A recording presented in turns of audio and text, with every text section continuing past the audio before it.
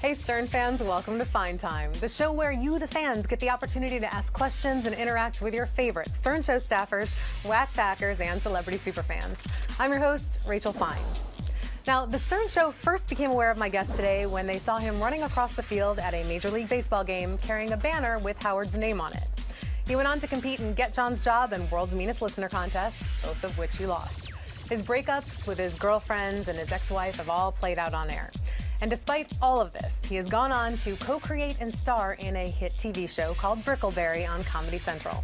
Please help me welcome a man who is the most angry, racist, homophobic person on the planet. It's Yucko the Clown. Yay! Yay! What a nice intro. That was pretty good, right? Yeah. What a fucking amateur. Oh, well, Yeah. Thank you very much, Yucko. We're off to a great start. Hey, listen. Yes. My eyes are up here. I can't even see your eyes, but I'll take your word for it. Question from John S. John asks, do you feel vindicated now that Brickleberry makes you look like less of a loser? What? That's his question. John wants to know if you feel vindicated now that Brickleberry makes you... Who approved that fucking question? You? This is Richie? I don't pick the questions. I just ask you the people's questions. Jesus Christ. I feel like a loser? Do you feel like... You're married to a douchebag with fucking Crohn's disease who sells shit mittens for a living. Okay? I'm very proud of that douchebag. Okay, well... Do you feel vindicated now that Brickleberry is a success? I do feel vindicated. You feel good? I feel fucking great about it. Good. I'm proud of you. Jamie N. asks, what are you up to these days with women? What am I up to these days? Yeah, what's the story? I'm up to my elbow and pussy. Okay, fantastic. Yeah. Congrats. Pardon my French. But yeah, up to the elbow and slimy meat, gross pussy. I'm sorry to hear that. Yeah, well. Is there one gross pussy that you're involved with, or? Yeah. You know, I can pretty much walk into a bar and throw a nickel and then hit the first fat whore I see. That's what you go for? Yeah. I was poor growing up, and I used to have to f*** this fat chick in my neighborhood to play her Atari 2600. It's a true story, and so I've come a long way in the pussy world. So there's no Mrs. Yucko on the horizon? Oh, fuck no, never again. Done? No. Okay. Follow-up question from Papacito M. He asks, give us your best road pussy story. Best road pussy story, Oh, it was when Howard was taping shows out in Vegas. I went into this one room, and there was like a threesome going on with a midget, not one of our regular midgets, but and then I jumped in the middle of it. Honestly, you had a threesome with a midget? Yeah. Joe M. asks, when was the last time you washed your clown suit?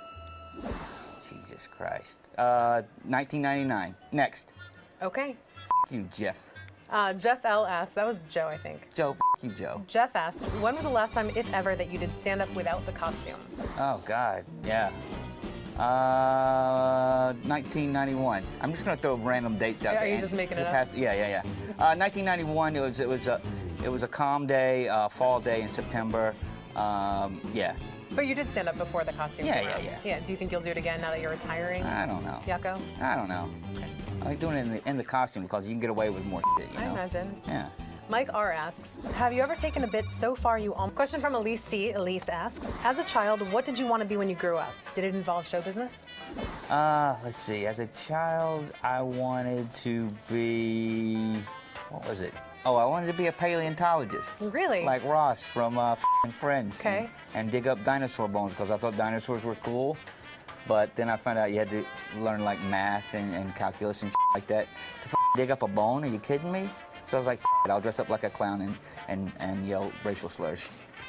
Good backup plan. Yeah. Mike L. asks, have you ever wanted to fight Gary Delabate, and who do you think would win that fight?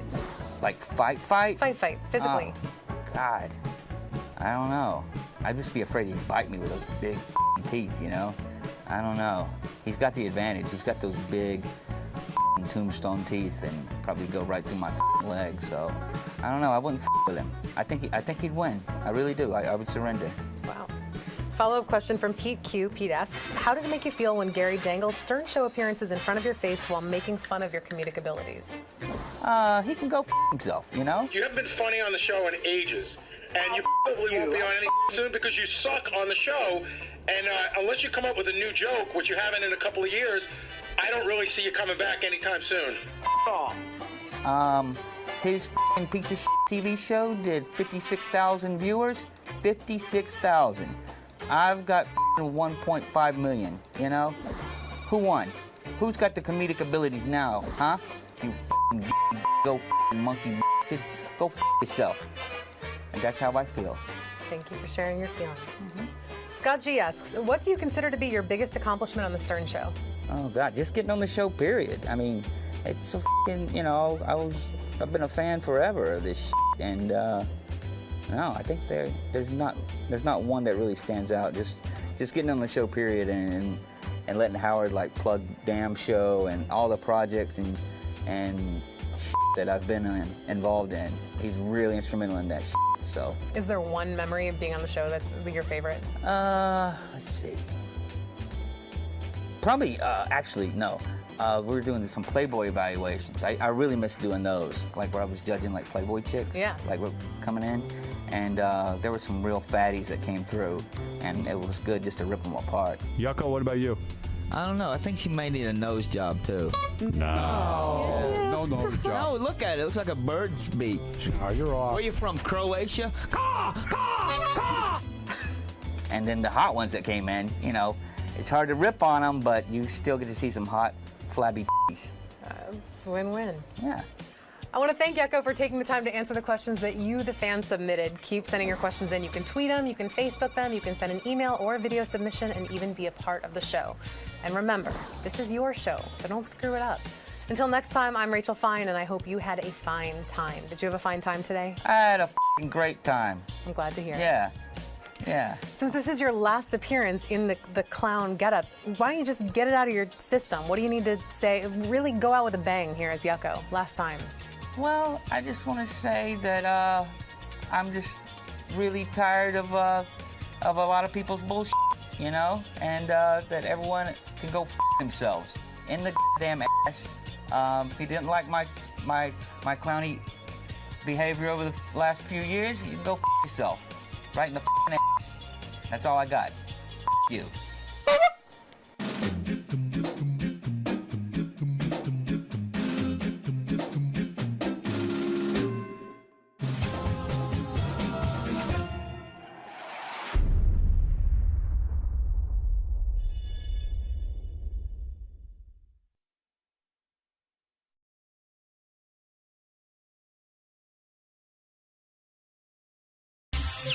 This is the best of the wrap-up show. A recap and behind-the-scenes look with John High and Gary Dell'Abate. The best of the wrap-up show begins now. Hey, it's Gary Dell'Abate. On Monday's wrap-up show, we talked to John Lieberman. He went to Richie Wilson and Rachel's wedding, and he made quite a scene. He was the Ronnie of the wedding. He was drunk and screaming and yelling. It was like somebody gave him truth serum. Here's how it went down.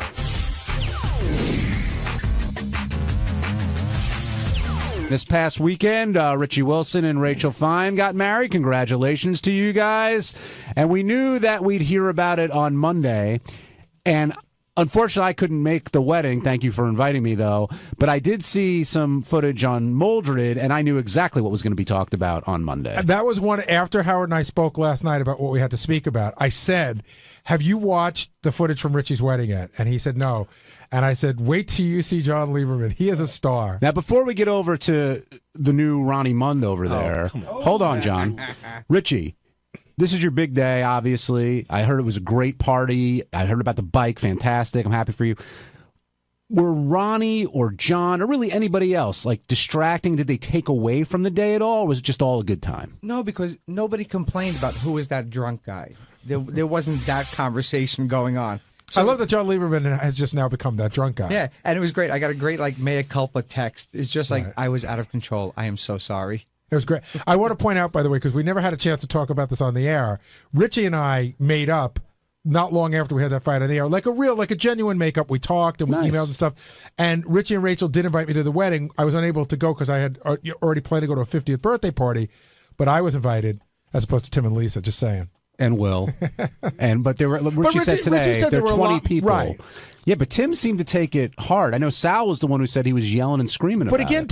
Tim's like a funny guy because Tim's like he's pretty genuine off the air, and then when you get him on the air, I don't think he likes the controversy. You know, some people will come in and go, yeah, you know what, fuck you, Richie, you didn't invite me. Tim's like, nah, I was just kidding around, So But I think he probably was bothered by it, but doesn't want to deal with it on the air that way. Yeah, he was hurt, and this is kind of his way of saying it without coming on the air and saying He's not confrontational on the air. I was offended by something Tim did with that. He did it on Moldred, which is like our communication system, Right. and then on the air today too. He's like, even Scott Salem got invited. Well, you shouldn't be offended. Scott should. Well, I'm offended. Like, well, I don't think Tim should be doing that. But I've also worked with Scott for 15 years. I've known Tim for what, 4 or 5? No, I think, but Benji's point is why is Scott the Mendoza Scott, line for getting invited to a wedding? I like working Mendoza line in. Richie, Ronnie was part of your wedding party. Yeah. Were you surprised that he got all choked up? Yeah, very, very surprised. What do you think triggered that? That's the only time, aside from his old dog dying, that I've ever seen him that emotional. And we're good friends. We hang out a lot. And I think he just saw it as a good moment because he was there through everything. Like when Rachel and I broke up, she confided in him in a lot of things. So he was around for everything. So I think he was just happy to finally see it. He went dress shopping, for God's sake. Yeah, he took her dress shopping. He's Charlotte. Well, he also said he tried to keep it in check. Out of respect to you and being in the wedding party, he toned it down. He had a little bit of Ronald, not all Ronnie Munn. Yeah, because a lot of Rachel's family is very conservative and very proper. And we said, if you're going to do the speech, do it at like 11:30 when all the older people went home. And when he did it at 8:30, we all were like, oh Jesus, here it comes. I was told he was a little bit like God rest his soul, Hank the Dwarf at Doug's wedding. Like everybody thought Hank was going to come to. Everyone said, Doug, you're crazy to invite Hank. He's going to ruin it. And Hank didn't drink, came in a suit, and he was like Robo Hank. He was like a really well behaved. In my bathroom, I have a framed picture of Hank just sitting on a chair at Doug's wedding in a little suit with his arms And folded. looking, by the way, bored shitless, dying for a drink. Which leads us, of course, to John Lieberman. And John, those clips say it all, I think. Obviously, you had a few. You were having a good time. Do you regret anything? I know you apologized to Richie, but at the Christmas party, you like to drink a little bit and have fun. When I go out, I like to drink. And as I said, I don't go out a lot, but when I go out, I like to drink. Do I regret it? Of course. I mean, when you get, made fun of on the air for 30 minutes or so, I do regret it. But you regret it, all right. John, was what happened the other night, would you say it's more like Haley's comment, a once, never happens, or does it happen once a year? I would say probably a couple times a year. How many times have you had to... That's a lot. I would say 2 times a year. How many times have you had to send a similar text message or email saying what you said to me? Look at that face. I've sent a couple in my time. See, I noticed at the Christmas party this year, like you were dancing and having fun. You weren't making a spectacle of yourself, but you were on the border. But what I noticed more was your girlfriend was like, yeah, I'm not getting involved in that. She's known me for a very long time, and she's seen similar incidents to this. Right. We were all sort of like, God, Lieberman's girlfriend seems so normal. Does she know what's going on? Oh, you should have seen her Saturday night, man. Just hiding in a corner. So she drove home, I'm assuming. Yeah. Oh, yeah, of course.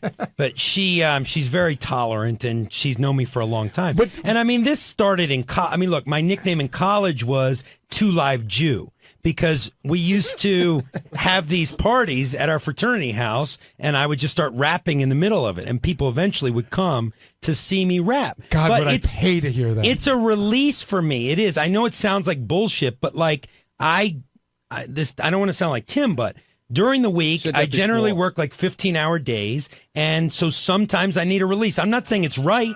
Ronnie, stop being a dick. Do you only, when you rap, is it only Two Live Crew, or is there a plethora of artists that you cover?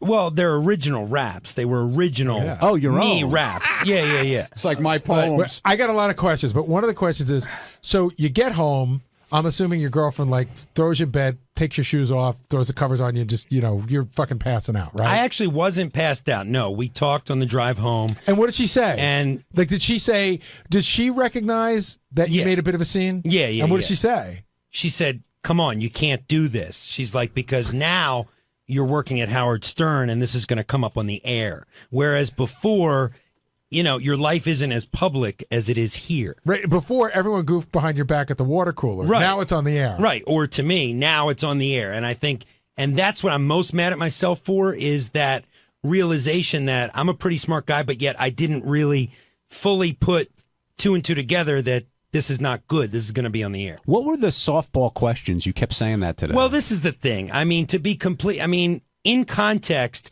like, those guys know that Lisa and I, butt heads. So, I mean, they see I've had a few drinks. So, of course, they're bringing up Lisa. I didn't initiate what you heard on the air. I did not initiate.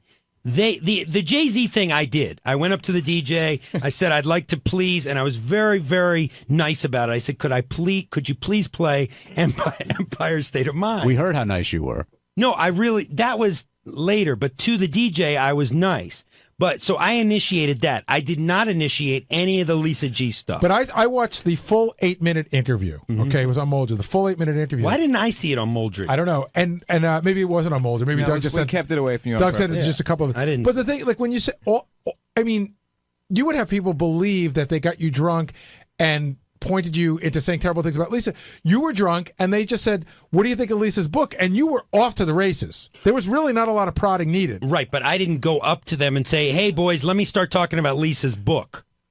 I know, but I mean, they didn't say, "Do you think Lisa's nice or not?" They go, "Just what do you think of Lisa's book?" And you were shot out of a cannon. Because you're blaming that on them? No, I'm not blaming. No. I take full responsibility for what I said. All I was saying was I didn't initiate it. They asked the questions. Yeah, but That's that would what be I'm like saying, John, nobody asked Mel Gibson about Jews, but then he talked about the Jews. The other thing that happened, Gary, was when you first came in, actually, Ronnie, you were in there first because Howard was saying how Ronnie has become Howard. Like, Ronnie... Stop it. It's what he said. I know what he said. Well, what do you think he meant by that? I don't know what he meant. I have no idea. Well, what's your guess at what he meant? To me, it just sounded ridiculous. How am I like Howard? But what do you think he thinks when he says that? I don't know. I have no idea. I have no clue why he thinks that or says that. What do you think he means, John? I think he comes in as he's the guy, sort of, like a celebrity. Like a celebrity, the one that people didn't come in like that. I'm saying this is what Howard was trying to imply. And I have a new guy in my place now, John Lieberman, the new town drunk. I love the satisfaction Ronnie's taking out of this. By the end, it's awesome, man. By the end of John's time in the studio today, he was talking about war veterans and like needing a break, and you broke him down pretty hard today, Ronnie. Did I really? Yeah. I'm so sorry. I'm crying. You're not sorry at all. I'm crying. You're not sorry at all. Crying. But John, here's an indication of how bad. Now he knows how I feel. How bad things got for you today. Howard brought you in, busted your balls. You managed to completely deflect the conversation to goofing on Lisa, but it came back. Yeah. And when it comes back like a boomerang, that means it's bad. Look, I know it's bad. I know it's bad, and I know it's not over, but at the end of the day, if you boil it down, who has not gotten drunk at a wedding? Just not everybody is recorded and it's played for millions of people. If it hadn't been here, like, do you think you really did anything wrong? Like, you apologized to them? Do you think you did anything wrong? Yes, I think that it, in my mind, I didn't want to take the focus off of Richie and Rachel's wedding. Luckily, it didn't, according to Richie. But that's what I regret the most. So, see, I don't think you did anything wrong. I think you were great. You were a fun drunk. Right. You weren't violent. You weren't physical. It's just the problem you have is alcohol is truth serum for you. Right. And there were cameras that recorded. That was like one of those Russian movies where they eject the spy with truth serum, and he just tells it's everything. like we had electrodes on him. Yeah. And we're going to shock him if he didn't speak the truth. Do you think Howard thinks differently of you now? Yeah. I'm sure he does a little bit. Oh, I know he does. Would you just stop for a second? What do you mean? Do you have to always be an asshole? Ronnie, did you discuss this? Ronnie, did you discuss this with Howard? I mean, really, you can't be nice for 2 seconds. I'm being nice. I'm only speaking the truth. Did you discuss this with Howard? Look, Ronnie can't speak. A little bit. Look, I pride myself on being a serious reporter for the most part, and sure, so when I don't want this to take away from how people think of my reporting, both here and other places outside of here. That's my concern. Wait till Maury Povich sees this. Joe, would it be safe to say that this will never happen again in front of us? Christmas party is in 3 months. No, Think of that. yeah, I mean, I think I've learned my lesson, so I want to say it's not going to happen again. Yeah, that's what they all say. Yeah, There's a but. I can feel it in your voice. I mean, but I can't. I'm not going to sit here and lie to you. I'm not going to lie and say unequivocally it's never going to happen again. I don't think it will. I think I've learned my lesson, but I'm not going to sit here because you'll pull the tape in a year or so at the Christmas party and say, look. So I'm not going to say never. I'm going to say I hope it doesn't. Gary, I never thought I'd say this, but there's a lot of Sal and Lieberman. That's what I was just thinking. Like, holy crap! I just thought the same thing. A lot. Never say never. What? You want me to lie? No, I mean, I'm not going to lie. Well, Absolutely not. I don't want you to lie, but I would think that you would say, if this is as embarrassing as you say it is, I'm not doing this anymore. Yeah, but there's that very small part of me that knows how I get when I go to social functions. Which means that you really would like to do it again, just not embarrass yourself. You want to get that drunk again, you just don't want to embarrass yourself. There are some who would say, I've embarrassed myself so greatly in front of my boss that when I go to functions where Howard will be, I'm going to refrain from drinking. I think that's probably what's going to happen. I don't foresee myself drinking at another Stern function. He needs to let loose. Mark my words, this is not stopping. Wait. You guys let him talk over there. Please. I mean, you're I didn't say anything. I really think you're out of line. Thank you. That's the whole idea. Go ahead, John. What I said is this. This was a social function. You know, I have never let alcohol interfere with any work I've done. In fact, I was on Moldred at 8 a.m. Sunday morning uploading Ronnie's speech and texting these guys apologies.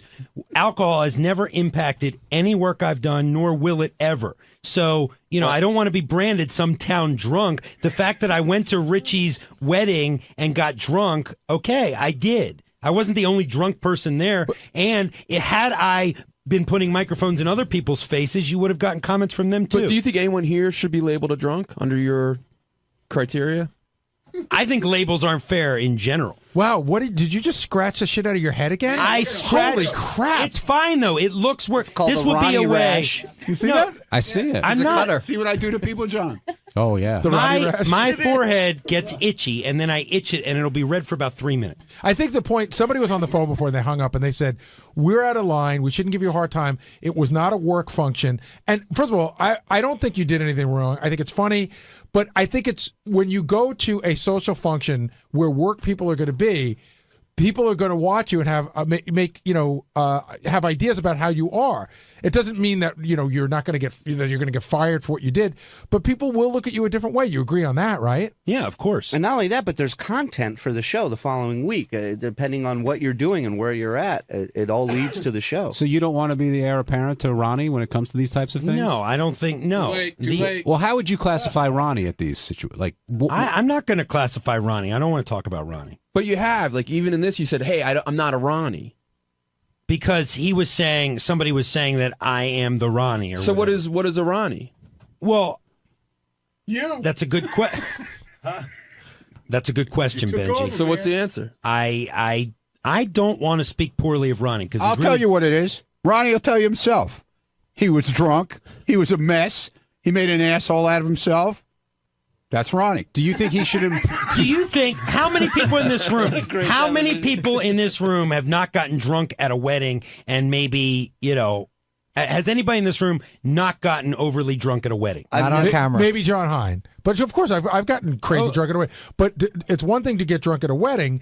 It's another thing for that to manifest itself in a way that everybody at the wedding knows how drunk you are. But I think Richie told you not everybody at the wedding. Sure, the Stern guys did because they were shoving fucking Goodstein shoving just because cameras Richie's and grandmother recorders. didn't know how drunk you were doesn't mean most of the people did. The people that are most important that needed to know knew. There's no reason why you should be drunk enough for a guy like you, for what you do, to be screaming for Jay-Z songs at any point of any evening. We've all done what you've done, but not in a long time. And then once you do it once, you generally don't let it happen again. You're telling me you can't make me that promise. I'm not going to make a promise I can't keep. You got that right. But I'm fairly certain this isn't going to happen again. But that either means you're not as upset as you're acting. I don't think what you did was that big a deal. No, I'm not going to lie, Benji, you. No. Shh. A second. I am not going to stand here and lie to Gary because then in a year, let me finish. No, John, you didn't hear what I said the what or did you was. say? I said either you're not as upset as you're saying, or you do have a drinking problem by definitions. I told you that this morning. I think if people are telling you your boss may have a different perception of you right now, and you come away with that going, I can't promise that I will not do that again. If you listen to what I said, He's being honest. He's being 99.9% it's not going to happen again. You know that when we go to the Christmas party this year, that people are going to be feeding you drinks. By the way, what were you drinking? Vodka and soda. No with shots? A splash of lime. No shots. And this is the thing. At the Christmas party, I was doing shots. And like back in college, I was known. Back in college, the whole 2 Live Jew thing started because I was the president of my fraternity, and we used to bring pledges up to my room on the top floor of the house to give them shots and stuff. And so this is when it all happened. It happened with a rap I did about shots. And then that carried over. What? Did you always do originals, or did you ever cover anyone? I generally do originals, but I've done Run DMC for Shuli. He does it in the newsroom. In the newsroom occasionally. If exist, you have to have a CD. I don't have a CD. How deep do you go into Rappers Delight? Can you go to like 8 verse on Rappers Delight? No. Run DMC. Shouldn't the Howard 100 News investigate your rap career? I'm on it. I want to do a whole karaoke breakdown of And this. I love karaoke, and they know that. We have a bigger thing that we wanted to do. I never been able to get anybody to agree to it. We wanted to do a newsroom talent show. Yeah. Where Lisa plays the violin, he raps. Lisa won't do it, but I would love to hear him and Sal go at it and see who's the better freestyler. I feel like somehow people Candy thought, rapper versus 2 Live Jew? Cool, the candy rapper. I mean, here's the thing. It's just like, here's what bothers me. You guys just don't know me the way, say, my close friends know me. We know you. And I've been here, only for a year. So I feel like, am I not allowed to be like a regular person too? But how would we know you? No one So said, the one chance you get for us to know you, that's what we got. John, the thing you're missing here is no one's saying you shouldn't be that way. Right. We're just talking about the way you were. Like, everyone is entertained and happy, and no one's saying, hey, stop, you shouldn't do that. And by the way, when you're here, keep going. I talk to you off the air quite a bit. I think I speak for everyone would say, we all think you're a nice guy. There's no indication of us talking to you every day that you would be that guy. Right, but why would there be? I mean, I come to work to But you work. just said we don't know who you are. Well, I meant outside of work. But I you're meant saying that I'm I still don't... not that guy. What? You're saying I'm not that guy. No, I know what we're Benji's saying going for. you're that guy, and you're saying I'm You're not that guy. No, here's what I'm going for. People have different sides. And I can have a 100% agree. professional. I can have a professional side and a be an personal alcoholic. side. Wait. It's only here that your personal side becomes. John, why'd you call me a liar? Just now? Yeah. Because I felt like many times you evade questions or you lie or it's shtick. That's what I was saying. Well, and have you ever? What have I ever lied to you about? I can pull clips. I mean, there have been a number Just of say things. one. I have to go back and look. The age would be a good start. I've said on here before, I don't say my real age. I've said that. Okay, Liza. All right, Listen, hold on. Can I just... We only have 3 minutes left. I'm sorry to cut you off, Shirley. I have a question for Ronnie. Ronnie, Give me the goddamn your poem Yes, sir. didn't go over very well today in the That's studio. too bad. None of my poems ever go over very well, according to everybody. I wrote it. It was original. That's all I care about. Richie, be honest. What did you think of that poem? I laughed my ass off. It was. Oh, you lying piece of shit. I like. Now you're a lying I piece of liked it shit. because it's what I expected. I What do wanted you a mean? poem, and I got a good poem. Why are you saying he's lying? Because he afterwards he was like, "Oh, thank you. That was really sweet," and blah blah blah. He was emotional? When he was, after he had a few drinks. I cried like you did. You know, like what? I cried like you did. Yeah, that's the mistake I made. I cried like an asshole for your stupid wedding. Gary, I don't know what's going on here in terms of, who's... I'm a little confused What's by wrong? everything. I'll straighten it out. Which What's part are wrong? we talking about? But it sounds like, well, I understand John is upset, partially because he's embarrassed because this all came out on the air and he's being portrayed as a drunk, which he's not. He just got drunk at a wedding.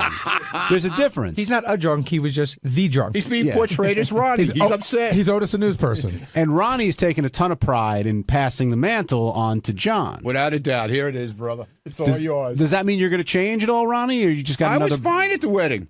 I gotta say, Ronnie, I had a good couple of drinks. as good as he was the other night, no one will ever beat. It's a tie between Bubba's wedding. Oh, I know. And Bubba's you with wedding. no shirt on at the Valentine's Day party in the fucking throne. Oh, believe me. Was there if his girlfriend didn't drag him out of there that night, it would have got to that point, I think. Real quick, Doug. Did you remember everything that you heard today?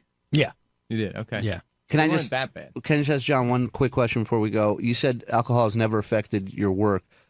didn't you shit your pants in New Mexico because you drank too much the night before? That was the night before. I still showed up for my job. No, but and it did my affected you. live It made you shots. shit your pants. That was a very long time ago.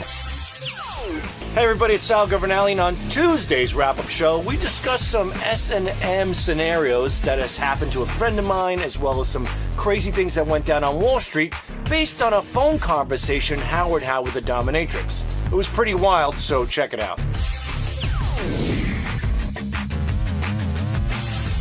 We'll try Dan in Chicago. Hey, Dan. Oh, jeez. Yeah, you had that dominatrix on the radio on. I was wondering whether Gary or John, you ever participate in any dominatrix activities? I can say together, unequivocally, the dominatrix thing is one of those. There's a lot of fetishes I don't understand. That's probably, after foot fetish, at the top of the list of ones I don't get the gratification. I guess I don't feel bad enough about what a dick I am to want to get. That's what she said. She said a lot of her guys are guys who are so horrible to people at work that they got to feel. I don't get that at all. I understand it. I've never done it, but I sort of get why guys would want to do that. I mean, if they want to be put in their place or whatever else. JD, did you ever go the dominatrix route?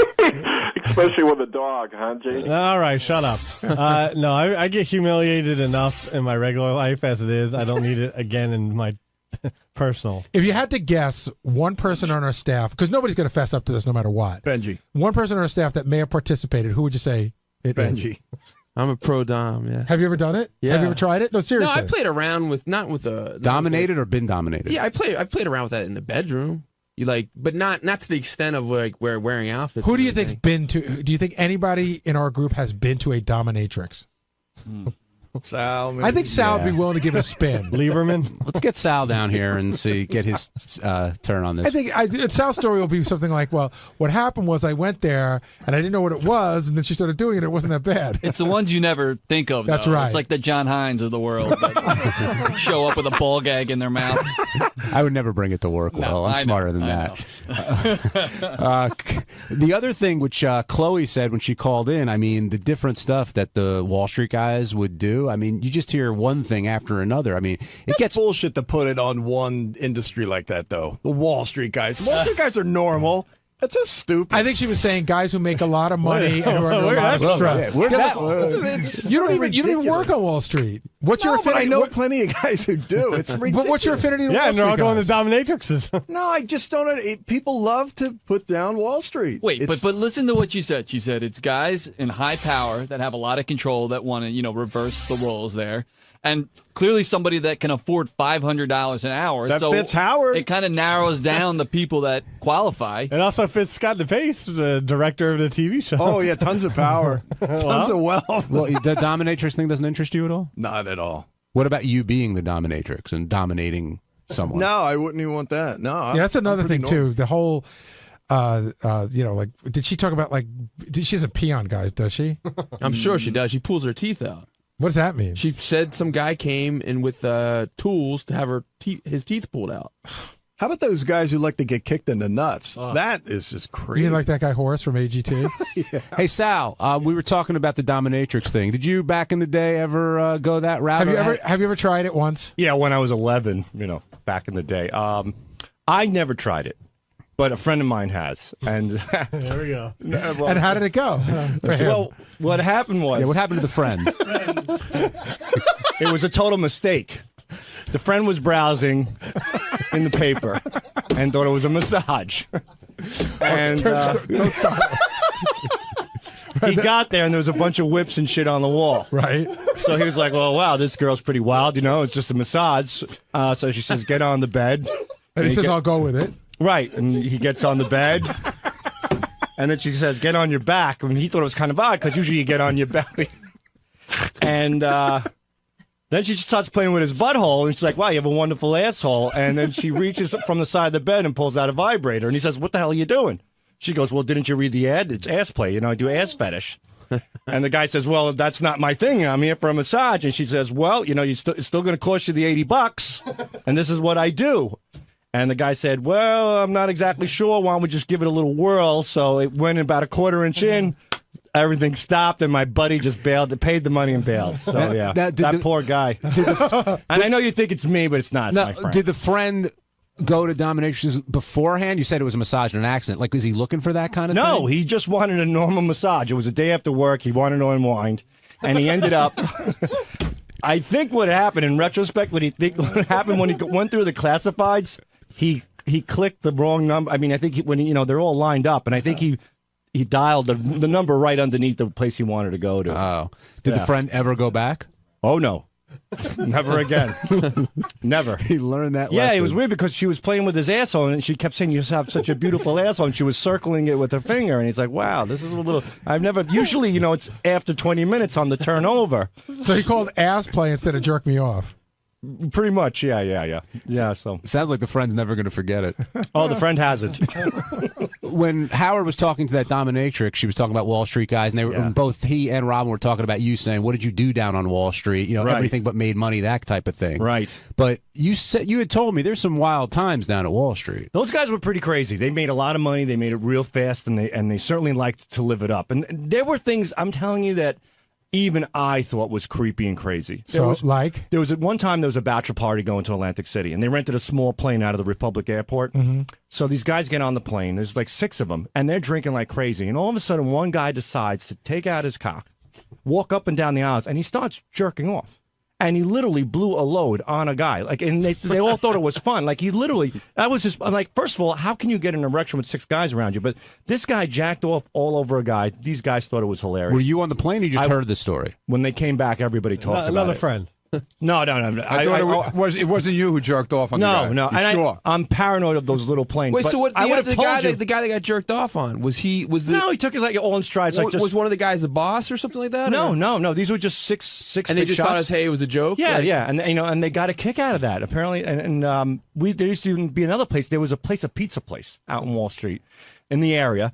And in the back, they had a strip club in the back of the pizza place. So where the ovens were supposed to be, there was like these dancers. They would bring them in like from the Dominican Republic. And it was crazy because on one side, everybody's having pizza and everything. And then you have the kitchen door. You just walk past the kitchen door. You pass this huge security guy.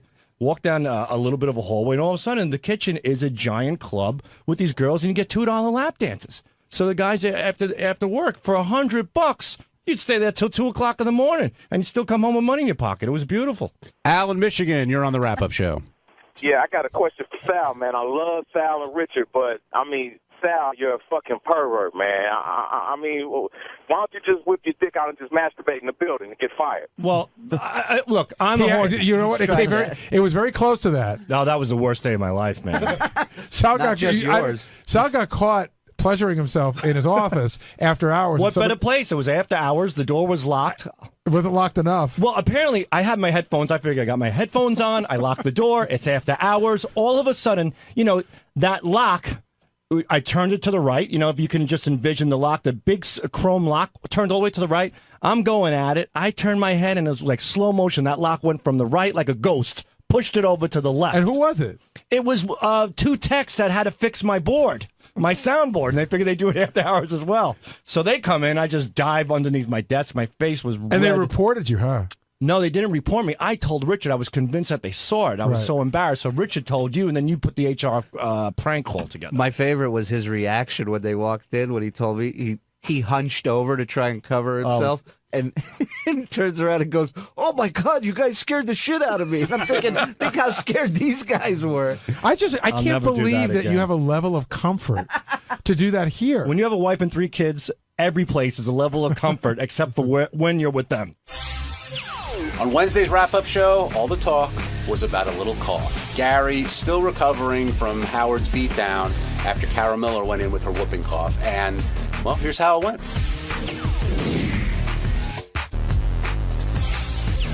This is not your week, my friend. Yeah, I would say so, but specifically not my day. It's weird because, and we'll talk about Carol Miller and the whooping cough, of course, and everything that happened on today's program, but it's rare when I see you go in there and Howard, does his thing and you get upset, but there are also times I could tell when you're in there and he's cut you. Like, it hurts. No, he got me today. Yeah, and today was one of those times. But listen, whether he really felt that way or if he's going for good radio. I've seen him go below the belt before because when he's in there, he's in the moment. He's like, hey, I'm doing my thing. And if he sees he's getting under my skin, it's not like him to pull back because that's not good for the show. What do you feel was below the belt? Saying that I must hate him. It's a vicious thing to say. In other words, if somebody makes a mistake, his immediate reaction is, you have to hate me to do that. Like it was a personal vendetta.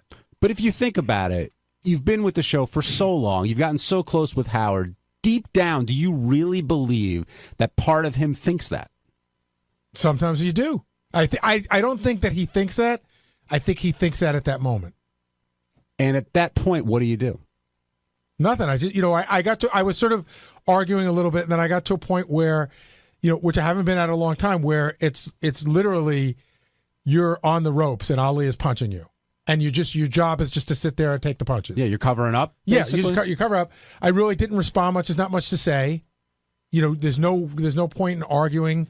You could apologize a million times and it won't get you anywhere. So you just take the punches. A lot of the guys were saying that you're pissed at them because you know the way it works. When you're in there, everybody helps out a little bit. Do you think anybody did something that they shouldn't have done in this situation? I would just say that writing jokes about me is part of it. And everybody seemed to have, in hindsight, they knew what to do. I don't understand what you mean. In other words, after it was explained by Howard, everyone's like, oh, yeah, Gary should have known, But nobody knew that in advance. Nobody else said we shouldn't let her in, or nobody else had that idea till Howard had that idea. Well, Ronnie said he gave you a warning of some kind? He goes, she's sick. And I said, I know. All right, so you know she's sick. You said her voice sounds a little... But again, she told me, I'm not sick. I'm getting over my throat is, my voice is bad, but I'm not sick anymore. Now, why did you feel empowered to make that call, or do you feel like that's Howard's call? You're not going to do that? I did not feel empowered to make that call. Howard and I have had some conversations over the last, maybe a little bit less than 2 months, about how he wants me to take more of a role. And I can be very honest. He said, I want you to take over more things, and I think you think like me a lot, and some mistakes might be made, but I'm willing to live with those. I want you to start handling more stuff. So this definitely falls into that category. Now, he's right. I probably should have made that decision. It's been 28 years and 10 months of I make the final decision. You don't do anything without me. So it's that's what I was alluding to, and I was saying it's sort of hard to change the way things have been for a long time. I've never, in the history of the show, for any reason that I can think of, turned a guest away. And I could have made that decision. I could have turned her away, and he could have been, gee, you know what, man? Did you insult her? Maybe you didn't do the right thing. I don't know, man. I don't like leaving a guest with a bad taste in their mouth. It could go a different way. It's obvious now that he saw it, but it might not have been obvious. Do you regret not doing that at this point? Or do you still think you made the right call? I regret it because I think that the interview wasn't good for the audience, and I regret it because it ruined Howard's day on that front and on the front of how he feels. He's I wouldn't say he's a hypochondriac, but I would say that he's hyper. I've seen him blame a cold on a person that was near him when you can't really connect the two. Oh, I know. I remember that. And then it becomes more than just I got a cold from, let's just, because Steve is standing for me. Let's say it becomes more than I got a cold from Steve Brandano. Steve Brandano ruined my fucking weekend. I couldn't go out because of Steve Brandano. That motherfucker walked in here with a fucking cold, and look what he fucking did to me. Today's his 4th wedding anniversary with Beth. If he coughs tonight, are you going to be getting a phone call, you think? I won't get a call. He'll just save it all up for Monday. There will be no call. Later, he would not talk to me about it off the air unless he might say, listen, I know I gave you a hard time today, but really you should have done that. We could have a conversation. But he would never call me to say, you motherfucker, I'm sick. Later in the show, Jason went in to read something about whooping cough, and you said, I'm making a decision. I don't want Jason to say that. But Jason ended up saying it because Howard wanted him to. Right. So do you think that's sort of a symptom of what you're dealing with Howard? Sure. Or did he think you were just making that call to make the bit better and you really did want to hear what Jason had to say? I was actually making that call. I thought people had told him enough. People had already scared the shit out of him enough. Piling on wasn't going to make him feel any better. and there's almost like a sadistic, masochistic streak in him. Like he wants to hear more of it. You know, he wants to hear more of it. Tell me how sick I'm going to get, and I wanted to try to stop that. Jay in Phoenix, you're on the wrap-up show. Hey, thanks for taking my call, guys. Hey, Gary, I just wanted to build you up a little bit, man, because I know it was a tough spot for you to be in today, because Howard said he could kill an hour, but it would have been berating you. But since you touched on a lot of stuff that I wanted to ask you about, I just want to know how soon do you think that Howard is seriously going to think he has whooping cough like he had George Takei's foot disease? And is there anything for you guys you're giving away that I might be able to get from you today? So I'll start backwards. I have nothing to give away, unfortunately. And I think he already thinks he's got the potential to have it. All right, thank you. Let's go over to Mark in New York. Mark, you're on the wrap-up show. Hey, guys, love the show. I was trying to get through to Howard today directly because, I don't know, I think he's being a little unfair. And I've been listening to the show a long time, and I've heard the tons and tons and tons of flack that Gary's gotten over the years. So when he's saying he's trying to empower you, Gary, I kind of feel it's hard to believe because half of the shows he's kind of tearing you down. So I could understand when it's time to make a big decision where you might be paralyzed to a degree because you probably feel the weight of all the second guessing that might occur after, if you make, in their opinion, the wrong decision. So I'm wondering, like, when a decision like this comes down, are you thinking of all the aftermath that might happen should you make the wrong move and sometimes get paralyzed by that? I'll be very upfront. It never came down to me deciding to make a decision. I mean, I saw her there. I told her she didn't sound that good. I probably, in my mind, I probably thought it was worse. But I'm trying to make him feel better about it. But I said, she doesn't have her voice here. But Jason, why were you just laughing uncontrollably? Oh, because it's so fun. Listen, it's so weird for me as a fan. I was loving everything that happened today with you and Howard. As a friend to you, I felt bad.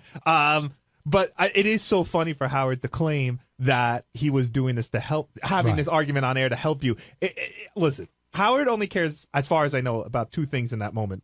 A, whether or not he has whooping cough, and B, making good radio. And he made great radio. Right. But I can't imagine that anybody who might hire you would have heard that and said, oh, well, now I want to hire Gary, because if anything that hurt you didn't help you in terms of finding a future job, or more likely it was a push, which I'm sure. So do you agree then earlier in the week when he said that he was telling me how bad my Nerdist show is, that was out of love? Or does that fall in the same category?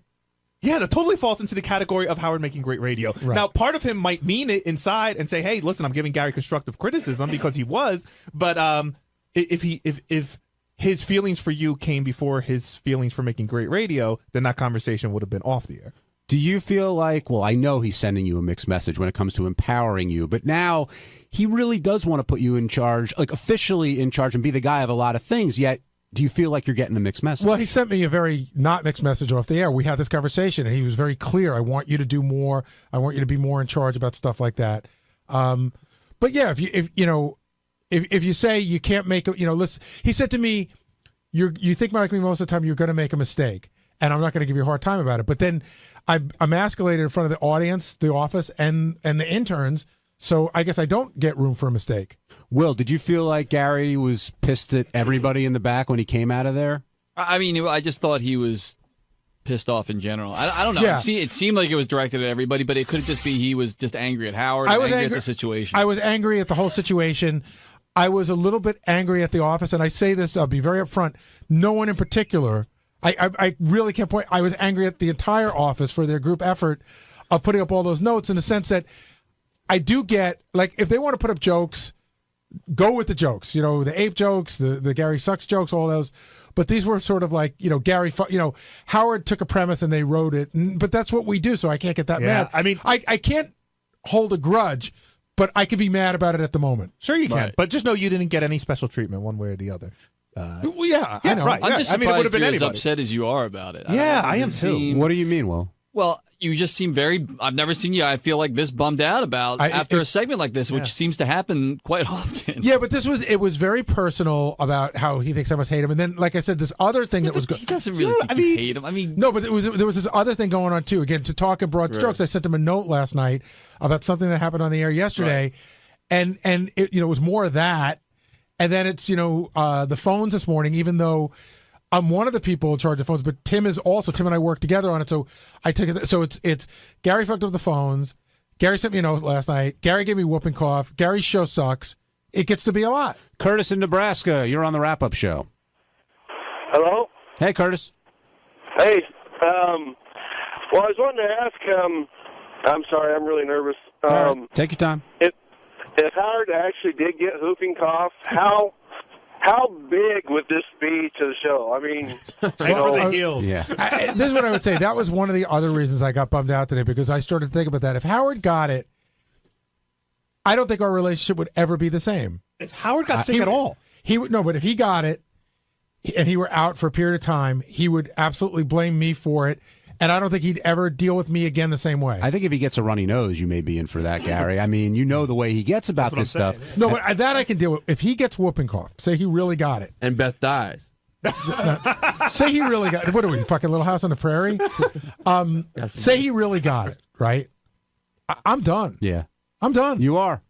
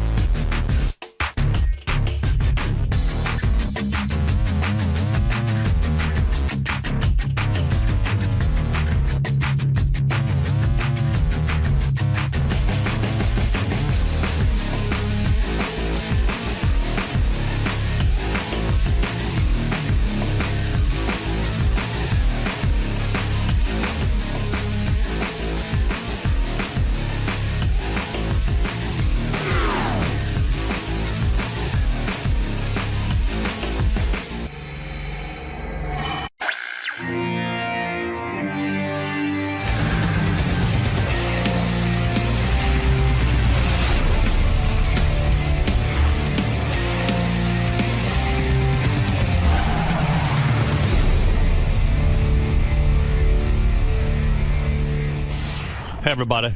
Well, you know who has dropped by the show today? You know who's in the guest loft? The star of Chelsea Lately, Chelsea Handler, is here. Oh, you're kidding. No, I like her. We had a lot of fun the last time we met. This is the second time I'm with Chelsea. Hi. She's on the look good. circuit again. What'd you do? You're looking I got hot. a facelift. Yeah, nice. It's a good one. Did you really? I did. No, you didn't. No, I didn't, Robin. I Would tried you- to, but do I you didn't think have you enough will? time off. Do you think when you're older you will get a facelift, or will you age and let your face age? Or I will don't you... think I'm a facelift kind of girl. I don't either. I do all this stuff for my skin, so like I keep it kind of really fresh by doing like like profractionals and stuff. I don't think I could get a facelift. That's kind of not in my character. Do you think all the stuff you do for your face really works, or are you just kidding yourself? No, like it works. Because Beth does all of that stuff too, and she's like convinced it works. But I think either you have good skin or you don't. And Well, no, but you can help your skin. Like it takes away sun damage and all that stuff. So at the end of the summer, I do it, and your face comes in like really clean and clear. It works. Some of it works. Some of it's bullshit. It's like trying to get rid of cellulite. That doesn't right. work. Yeah, and nothing gets rid of cellulite. No. But unless you got to start when you're young, and you got to exercise and play And sports. not eat a fucking cake when That's you get right. home at night. I know. I've been starving myself to fit into my clothes lately, and I got to tell you, I mean, yesterday I went to an Italian restaurant and didn't order pasta, and I was like, this is ridiculous. I'm a guy. I should be able to order a big bowl of spaghetti. But you're not. You're more like a woman. I am. I'm so feminine. You are. Even my physique is The feminine. way that you think about your body and talk about your body is very feminine. Yeah, like I'm trying to get supermodel thin. Like I look at Mick Jagger and go, wow, he's got a great physique. What a great body. Yeah. You know what shocked me about you that I was really kind of surprised when you were on you were talking to Rosie O'Donnell. No, it wasn't Rosie O'Donnell. Where did you were crying on TV? Rosie. On Rosie. She made me cry. But in the crying, you were talking about the death of your mother and stuff, which is understandable why you'd cry about that. But that you went to a psychic, and you seem way too intelligent to go to a psychic. Like, I would think you would sit there and just fucking goof on the psychic the entire time. You would think so, but then, I think sometimes you meet people, like this is my feeling about psychics. If you really train hard every single day at, like, even wiping your ass, like, say that's your goal, and, like, Right. that's your standard in life, and that's what you want to get really good at, like, you're going to get really good at wiping your ass. So you think if somebody, even though they're a fake, Well, no, because I think if somebody has the intuit and studies it for a long period of time, some of them are completely full of it. But I think with like 50% of it is true, and 50% of, I mean, every psychic I've ever been to has said the same exact thing to me about overall, like about my career, like, oh, you're going to have this big job and you're going to be, you know, well known. And it's like, well, okay, that's great, but this was before I ever was famous, you know, and then I went to. I mean, yes, I totally get it. I think they're all, I mean, I don't They're like, all crooks. You know that. You intellectually know that. I don't intellectually think they're all crooks. I think some of them are actually better than others at their job, and some of them can actually have some intuition. They don't know everything. They can't predict the future. But honestly, the woman is representing that she's speaking to your dead mother. And that's absurd. But I don't know what my dead mother's up to. I mean, maybe she is speaking to a psychic. That's more my mother's problem than the psychics, don't you think? If that's what my mother is doing and spending her free time up in wherever she is. Do you believe in an afterlife? No. No. I believe that people hang around. Like, I can feel people around me. But I don't believe, like, my mom's, like, you know, like, joined a club or plays chess or something. Like, see, you're such a bright woman, and I admire you, that this just doesn't fit into the MO. It doesn't fit you at all. Like, all of a sudden, you're spiritual and believe that there's psychics and your mom's somewhere, you know, hanging out on the Rainbow Bridge. What happened? Did she start crying because of what this woman said? No. My mom, I mean, she just told me this stuff about my mom. You know, I don't even remember what it was, but like something about my mom's always with me, and when I was, you know, some nonsense. But I think when you want to believe something and someone tells you it, you want to believe. But I couldn't believe that you went on America's Got Talent. I would think that you're way too intellectual to be on such a shambolic disaster of a show. No, I love that show. I know you do. And I've watched it for years, and I love doing it. But I watched the show only because you were on it, and I was like, I can't believe. What? That's why I did it. But it's beyond. I mean, they've got like Korean karaoke artists. Well, I don't agree with that. I was actually. You love Koreans? No, I never said I love Koreans. Now, don't pin that on me. No, of course I do love. You know, I love all people. No, I really thought a lot of the people were incredibly talented. I mean, you see a lot of bullshit, but that's fun too. But I mean, there are people in pyramids that are making pyramids out of their bodies. I always wanted a job in broadcasting where I didn't have to do a fucking thing. And that's the job. It is the best job in television. But don't you have to fly to L.A.? That's the worst of it. But you don't like that. I hate it. So do you fly privately or do you fly commercial? They provide a private jet for me. You can't fly commercial. Fuck no. They made it so easy for me. I mean, it's Are easy. Are you scared to fly? I hate it. Yeah, I'm you seem petrified. like you would be scared. I sit there and squeeze my wife's hand. Thank God she's so masculine compared to my feminine ways. You're really lucky that you found your wife, because she's like, what would you do without her? Oh, she's an angel.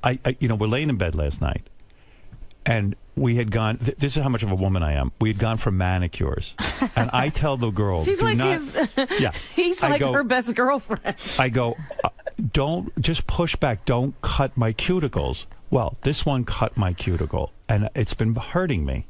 So I say to my wife this. I go, oh. It's like the fifth time I said it. My cuticle hurts. She goes, stop it already. She goes, for God's sakes, I fell in the tub today. I haven't mentioned it once. Oh. She goes, you complained.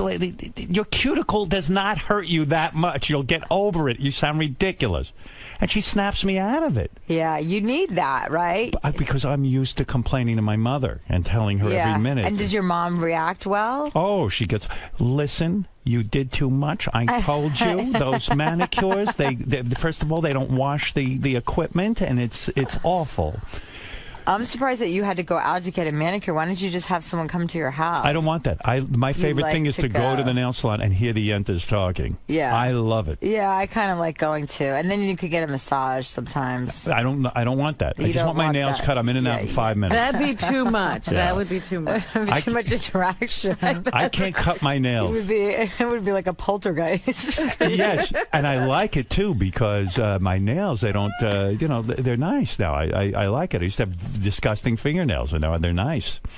So get back to you and the psychics for a second, because it doesn't make any sense. It's like when your dog dies and people tell you the dog is on the rainbow Okay, bridge. let me tell you a story then real quick. This will make you... Okay, so James Von Prague, who's another psychic or medium, whatever. Fucking horseshit artist. Yeah, okay. Go ahead. He's on my show, okay? Right. He's on my show. Right. And he was sitting across from me. This is the first time I've ever met him. And he said to me, we're talking about his whatever shtick. And he says to me in the middle, he goes, okay, your mother's standing right behind you. And I said, okay. And he goes, and she's going like this. Pulling on her nose. My nose. Like, Right. and my mom did that throughout my entire childhood. Would go like this. She would go, you have a shiksa nose. You're not a Jewish girl. You have a shiksa nose. Because I always had this little nose. And no one, my sisters wouldn't even have known that. Come on. Because it was like an intimate thing that my mom would do. Like in the morning, she'd go, wake up, Chelsea. She You would must have mentioned that somewhere. Never told anyone. Because when he said it to me, I immediately was like, oh my God. That no one, my father wouldn't even know that. Can I tell you about psychics? Like my mother once went to one. That's pretty specific, Howard. No. Now, are you going to... I'm going to tell you what the problem is. I'd have to study the tape. okay. Because, first of all, there are people who do research for him. He's going on a famous woman show. You find, who knows where you mentioned this. Somewhere you mentioned it. Or maybe not even that. There are certain tells. There are certain things you give up. My mother said to me, I'm going to a psychic. And I said, don't. She taped it. I said, don't say a word. She goes, I didn't say a word. You wouldn't believe what he told me. I played back the tape. And all she did was she did was babble. Yeah, She told him everything. That's the mistake you make. But there are good ones and bad ones. So you can't Houdini say overall. proved You can't say overall that they're all full of shit. I'll I don't tell you believe why. that. Houdini, when he said to his wife before he died, I'm going to give you a word. If I die and there's a way to reach over, go to every clairvoyant, and if they know the word, you'll know I'm communicating with you. Okay. Not one of them got the word. What was the word? The word was Howard Stern, believe it or not. That's really weird. I don't know what the word was. What a coincidence. I forget. I read the book, but I don't know the word. Now. Well, she could be lying. Do you think you are destined? Yes, she could be. Do you think you are destined to be alone the rest of your life? Because you are very successful. I've been thinking about you a lot. You're an attractive woman, there's no doubt. You got a great bod. You're a good-looking woman. But there's something with you, whether it's your wit or whatever it is, men find threatening. You could be right. I know it. You could be right. I've definitely pondered the possibility that there's just no man that could handle me, and that I function better when I'm not with a man. I have thought about that. When I function better when I'm out of a relationship, I'm much more focused at work and with my career. I'm able to be really productive. Because you become obsessed with your relationship, and then you kind of are focused on that guy. It becomes distracting. Yeah, I wouldn't say obsessed, but yeah, I can go in that direction. But I get very distracted. It's hard for me to focus. I'm a very good multitasker, but I mean, I think it's a matter of finding the right person. Do you fall very hard? Do you fall in love? Depends. Not usually. I just, I don't put up with a lot of shit from anyone. So the minute I sense any bullshit, I'm out. And you call that person out on it? Yeah, I'm like, I'm done. I don't want to put up with any of this nonsense. Like if someone lies to me, I don't have any tolerance for that. If I could handle a relationship with you. No, I don't think I'm not a great relationship person. I'll admit it. I'm not someone that's easy to be with. I demand a lot, but I deliver a lot. I think I bring a lot to the table. I'm a really good person. If you introduce me to your family, I'm not going to blow them off. I'm going to literally engage and really get involved and try and do the right thing. I always do the right thing. I would never fuck someone over. You're not going to embarrass someone and go to the right. And so what goes wrong? Now, the last guy you were dating, that Andre Baffelzar guy, whatever his name is, I don't know what he is. What does he do? Who is he?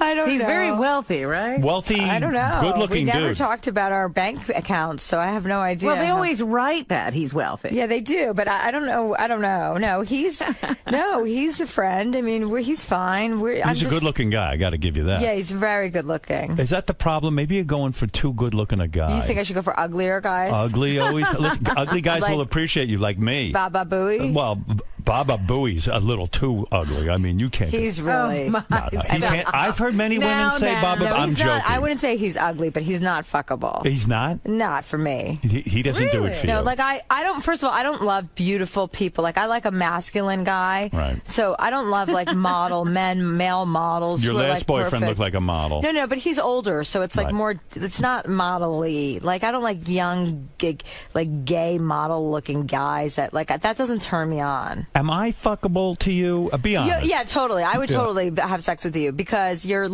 all fucked up. So that's Right. like That's attractive. it's kind of attractive. But purely on looks, I am not attractive. Gary's better looking than me. But it's not that you're bad. I don't give a shit like that. I like that you have a fucked up nose. Your face is kind of fucked up, and you're like powerful. You've got like a good. I like Thank that. I am attracted to men who have made something of themselves from nothing. That's more attractive to a woman than the physical thing. Like I've asked Beth about that. She worked with all these male models, and she goes, I never would even go out with them because they weren't that interesting to me. How often do you and Beth have sex? Like 2 or 3 times a week. A week. Yeah. That's good. If we're really busy, sometimes twice. But that's great. As That's long pretty as healthy. it's more than once a week, and it's good. Actually, as long as it's once a week. Robin, how often do you have sex a week?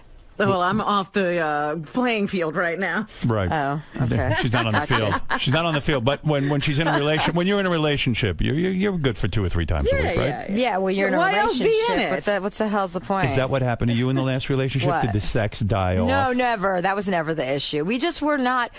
It was just too hard. I was in L.A., New York. You can't fly back here every weekend. It's exhausting. Is sex important to you? Yeah, I mean, what's the point of? I mean, everyone wants to get. So when's the last time you got laid? Because you don't have a boyfriend now, or did you have somebody you like kind of hang with? I had sex this weekend. Oh, you did? Yeah, just with some guy. Some guy? You just found some guy? Now, how do you do that? Because you're famous. Yeah. No, it's a guy I know.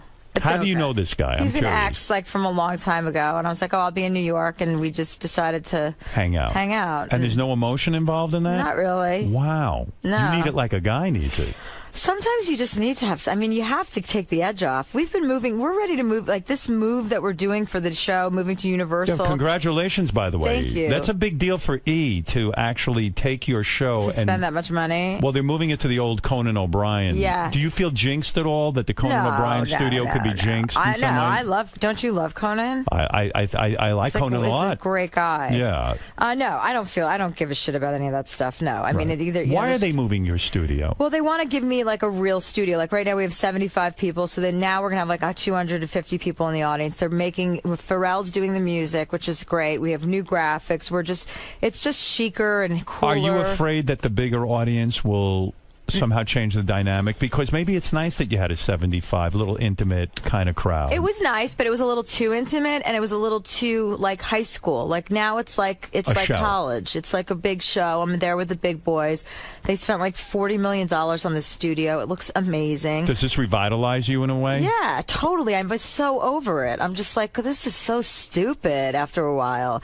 I mean, how many times can you talk about this bullshit with Lindsay Lohan? And, right. I mean, I'll still talk about it, but I want like I want a beautiful, I have an office, I have a beautiful shower, I have like, it's like an adult building. I mean, what we did to the building that we were in was like what happens to a fraternity. We plundered that. I mean, there's like urine in places. Feces. I mean, we were stapling pictures to walls. I mean, everybody was it was so. So now it feels grown up. So, well, we haven't moved. We're in the transition. That's why I'm here this week and doing stuff. And then, so it feels like a grown-up Will you shower job. at work? Will you use the shower at work? I'm not a huge shower fan. I'll be honest You're with a you. bath person, aren't No, you? no. That's you mean you for just don't homosexuals. bathe? What do you do? I take showers because of the necessity, but the hair, Do you go days without a shower? I have. And do you get so stinky? And do you like the smell? No, I don't really. I haven't ever felt smelly until like the last couple of years. I'm 37 now, so I think it's starting to catch up. So I've definitely been like, like I need to take a shower. Like Me this too. isn't gonna fly. I used to go a day or two without a shower Me sometimes, too. and nothing would really smell. But now the balls in that area. Well, ooh. I can't smell my balls, but but like what I'll do is this is what I'll do to trick myself, because it's psychologically the shower to me, it's the hair, like the wet hair, because you don't feel clean unless you wash your hair. That's really. But why do you? But why do you think you're not into showering that much? Girls are so. It's annoying. It's just like you have no time. I don't for want it. to shampoo and condition the soap and the shaving the legs. You're such it's a just guy. so annoying. I Yeah. mean, but I do shower now just out of respect for other people that are going to be around me. Yeah. And what I'll do is I'll take a shower before I work out, so at least I don't have to have to that in my head. Like, okay, I'm working out. That's already annoying enough. Have you ever gone to the gym and there's someone there who actually smells like they're on the treadmill and you can smell them because they're working out? I never get close to people at the gym. It wafts across the room because they don't shower before the gym. Well, what I do is I shower before the gym and then I don't shower after I work out. What? Yeah. What? Because I feel like psychologically, my hair's clean and I'm clean and I don't really have like BO. But do you ever put your finger like between your ass and your vagina and then smell it? Well, no. Why would I mean, how bored would I have to be to get up to that? You have the time for that? Who has the time? But to you don't like stick their finger in their taint? I think you like your own body smells. No, I'm not that into myself. No? No, I'm into like getting shit done. You masturbate? No, never. Really? Never. We just had this conversation at work. I'm like, I don't want to masturbate. I want to have sex with someone else, and then I want to have an orgasm. I don't want to. But what if you don't have sex for like a month? I don't masturbate. I mean, I don't. And there's two girls in the office that. Oh yeah, when I was like 8 or 9, I went off on myself. Wow. Like on the monkey bars. You never get a vibrator and No, I did. I did for a period of time. Like when I was 21, 22, when I had a lot of time on my hands when I waited tables, I would just like sit in bed and just go off on myself. But now it's you like everything I don't have time to masturbate. Like if I go home and I have an hour to kill, I take a Xanax and just go to sleep. I'm like, I might as well get the sleep I need. I don't want to like just like sit around and like diddle myself. And that to me sounds so depressing because once you climax, you're just like get it done, and then you don't have to go with these random guys who you kind of go with. But I don't mind. I mean, I only go with people. I wouldn't like just sleep with like a homeless person. I mean, but this guy you fucked this weekend. Nice. I mean, like, were you like in the back of your mind going, "Hey, maybe we'll get back together"? No. Or nothing. No. You call him up and say, "Hey, let's just hang out." Yeah, I said I'm coming to the city. Are you seeing anyone? He's like, "No." I go, "Perfect. Let's do this." And he's like, "Yeah." And then he comes to your hotel? We went away for the weekend. Where'd you go? Upstate. Like apple picking and stuff? Yeah, we went to go pick apples. Oh my God! Bananas, apples. You what went else upstate can you for pick? like a little hotel, like a little bed and breakfast. No, yeah, basically. And how many times did you fuck this guy? Like 3 times? Probably, yeah. Maybe more? It was just a night, so it was like 3 times. 3 times in one night? Well, like a night and a day. Wow. Yeah. You're like a vampire. You devour people. No, it was great. It was perfect. It was just what I needed. I bet you're a lot of fun. I am. And how's your body look naked? My body's in. Well, I had this surgery. You look good in those stretch pants. Thank you. They're jeans. Well, I guess they are stretch pants. And my body's pretty. It's good. It's decent. I find you an attractive woman. Something about surgery. What's the surgery? I had ACL. I tore my ACL in Switzerland skiing. So my my one leg atrophied completely for like 3 months, and it was so gross. I couldn't even look at myself naked. So that was also part of the reason of not wanting. So now that I'm back together and being able to exercise, I feel much better about my body. And when you were with this guy upstate, like, do you bring like a trousseau? Do you bring like outfits to put on for him and stuff? No, Nothing like that. I don't have time for that. I'm very, very basic and conservative. Like, I'm not into any weird shit. And I don't, not that that's weird, but like 50 Shades of Grey, like that S&M. I'm like, I find that to be like, that is it's such a lot of work. Boredom to me. Did you read 50 Shades of Grey? I tried to. And it was boring. No, and that's when I decided to write my own book called 50 Shades of Chartreuse. Right. That's the name of the new book coming 50 up. Shades of Chartreuse, this time it's personal. What is that? Like your 7th book you're going to write? Fifth. They sell a lot, these books. Yeah, well, you make a lot of money. I like to be productive. I like to make money. Right, because... I'll be honest. I just like to... My parents were such losers that they were such losers that I was like, I can't ever behave this way. I'm like, do you guys even have a fucking savings account? Like, what's the game? I was 4 years old, and they wouldn't even take me to nursery school because they were just, like, tired and sleeping. I'm like... Were they hippies? That would be too chic of a word for them. I mean, right. they weren't even cool enough bums. to be hippies. I was like, you guys need to get up and take me to nursery school right now. My education is very important. And my dad was like, it's just too cold outside. Nursery school doesn't even matter. And I'm like, well, then I'm going to walk there. And he goes, well, good, go ahead. And I walked myself to nursery school to you know what? To get there and take a nap on a cot. I got there and like, it's nap time. I'm like, oh, this is such a fucking crock of shit. Isn't it amazing? Trying to get an education and you guys want me to take a nap on a cot. Isn't that amazing? Isn't that amazing that your parents, like, you could have gone the slacker route being raised by them, but you went the opposite. But I was a disaster when I was in high school. Because you were confused. Well, yeah, I did acid all the time and come into the limelight. I was just like such a mess. And then I got my shit together because I was like, I'm not ever going to live a life like this. I don't ever want to worry about opening up a refrigerator in a hotel room and having any person tell me not to have a Coke because it's $4. Like, I don't ever want to live like that. I want to always be able to, like, contribute, support myself. Support yourself. Did your father, like, did he have a job at all? He was like a used car salesman. And, like, he was not even good at that. Well, he was, I mean, is that something you can even be good at? I mean, how do you get good at being a used car salesman? You just have to get worse at it, I think. Did you love them, or do you have a lot of anger toward them? No, you do? Yeah, no, our family's really close. I mean, Your father's still alive? He's barely. I mean, we're waiting for him to die, but it just doesn't seem like it's going to happen. How old a guy is he? He's 80. He had me when he was 42.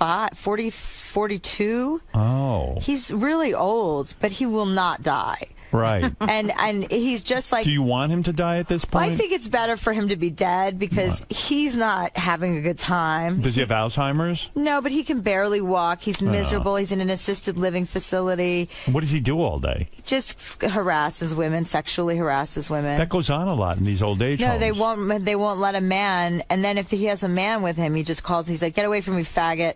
Wow. Because he's like just an old racist Jew. And so like, he'll be like, you're a faggot. So no one will help him. So, and we have to, we're constantly like, we're so sorry about our father, can we just, I mean, and I'm so over the top that I'll like end up buying someone a house because of an apology. I mean, it's just so ridiculous. If it was legal, would you be for like euthanizing him? I would want to be euthanized at that stage. Right. Wouldn't you? Would you, if it was legal, would you have him killed right now? You would. Yeah, totally. Yeah. I understand. I mean, it's enough already. Do you think after this interview more people are going to sympathize with me? They're going to be really anxious about your new studio. Now, when you mentioned the new studio, you said, I'm so sick of this shit. I'm sick of interviewing Lindsay Lohan or talking about Lindsay Lohan or whatever. I'm sick of it.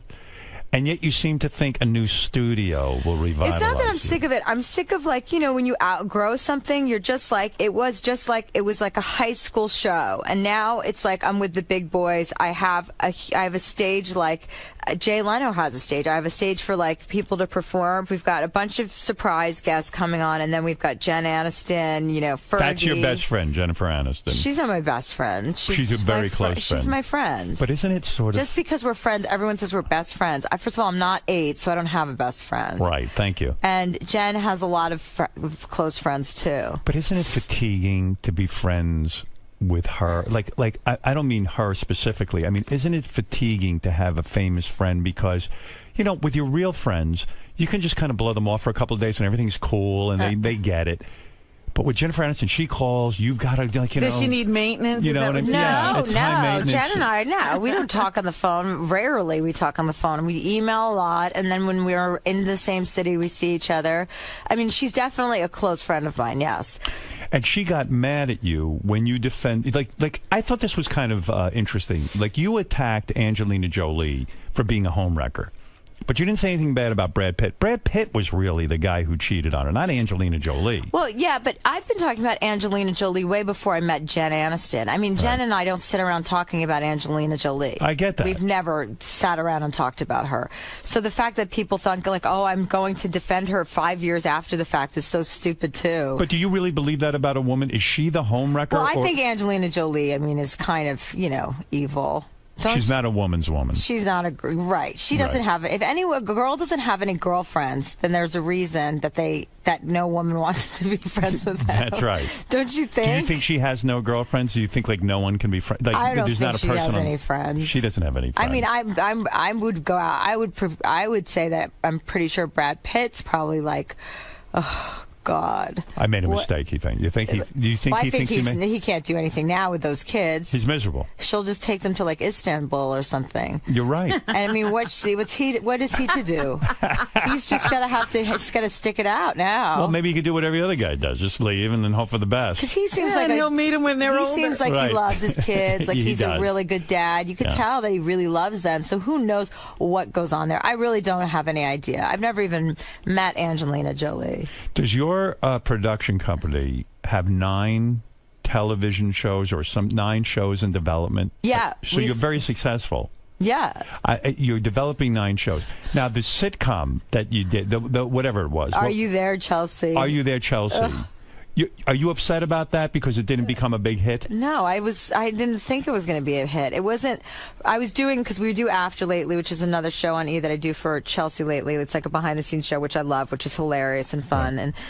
And where I was doing that, and I was doing Chelsea lately, and then we were doing this sitcom. First of all, I don't love sitcoms. Right. I mean, they're hard to make. It's hard to watch. It's very gay. Yeah. And then I tried to help, like I tried to put it in my best, like, you know, give it an old college try.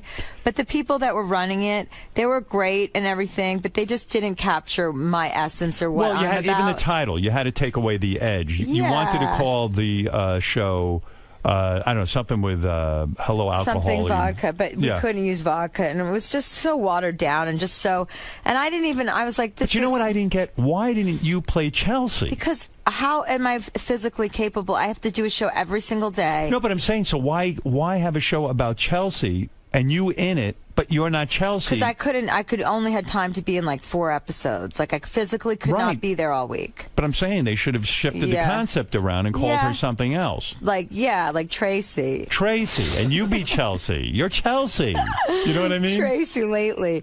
Well, yeah. No, and we're now doing shows. I've sold a bunch of shows for other people. I'm not Are you developing a talk show for Whitney Cummings? Yep. That's a good idea. I like her very much. Very cool. Very cool. Whitney's a great friend of mine. So you're the producer of the show, the executive producer. Executive producer. That's going to be on E. Then we sold a couple shows to Fox for some people on my show's comics.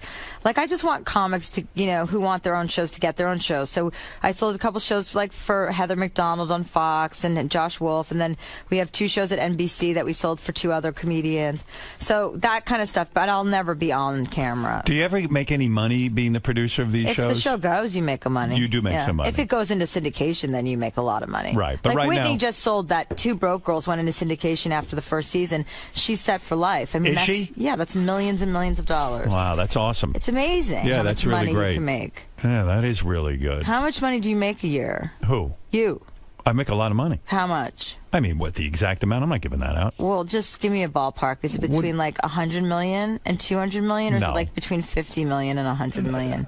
I don't want to talk about it. Why? Because You're Jewish. I'm embarrassed. All right, I know. It is embarrassing. They were going to print how much money I made on my book deal. I'm like, don't you fucking dare. Did you make $5 million? I'm not going to say. Say it. No. Don't be a coward. Say how much you made. What are you talking about? Don't I'm be a coward. You just were a craven right now. Yeah. You were telling me not to be a coward. I'm a coward. I'm you not aren't. going to tell you. No, you should tell me. No, I can't. I don't want people. There will be backlash. No, there it's won't. ridiculous. Are you worried about that with guys? Like, do you think like a guy could potentially want to just be with you for your money? No, I mean, well, maybe. No, I mean, you would see through that, wouldn't you? Yeah, I don't know why I couldn't be with a guy like that. I tried to pick up this guy on the set the other day, like on a set that I was working on. We were doing these promos. I go, that guy's cute. And I said, I'm a makeup artist. I go see what his story is. And he goes, are you kidding me?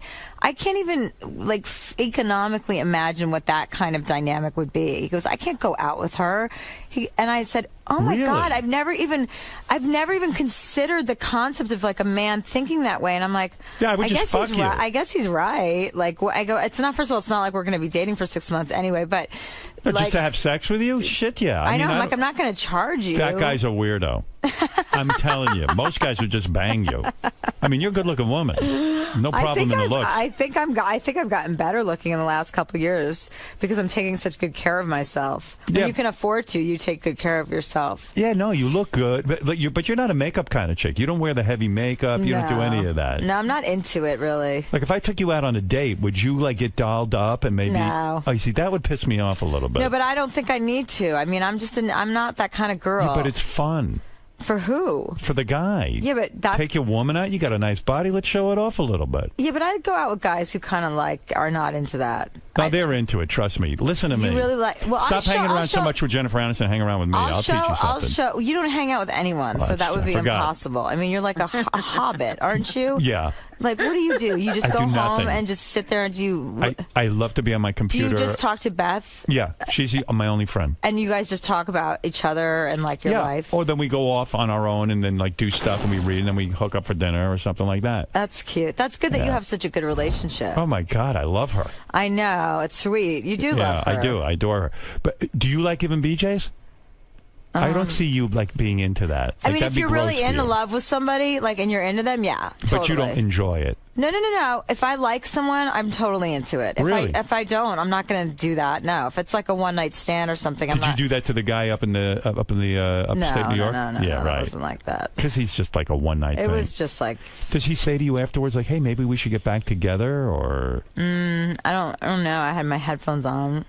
What do you mean you had your headphones on? Just the whole time I had headphones on. You didn't play music? Yeah, I just listened to music. Who pays for the Do me weekend? while I listen to music. Because you're wealthy. How does that all work? This guy's taking you up to get laid. Does Well, he... we stayed at a friend's house, so there was like no money really involved. I see. He hit a friend's house that we went up to. It was like very private. I didn't want to be out and about, in not like, I get trailed by paparazzi or anything. I just wanted to go up and just have a chilled weekend. Isn't that a weird weekend that you went to a friend's house in upstate New York and like you're there as a couple, but you're there really just to bang?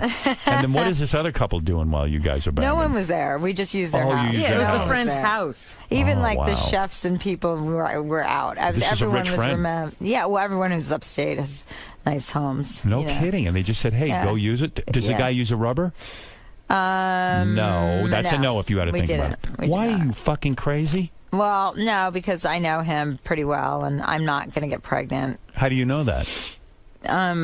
Well, I mean, I could get pregnant, I guess, potentially, but he never got me pregnant before. So. Wait a second. Does he come inside of you? No. He pulls out?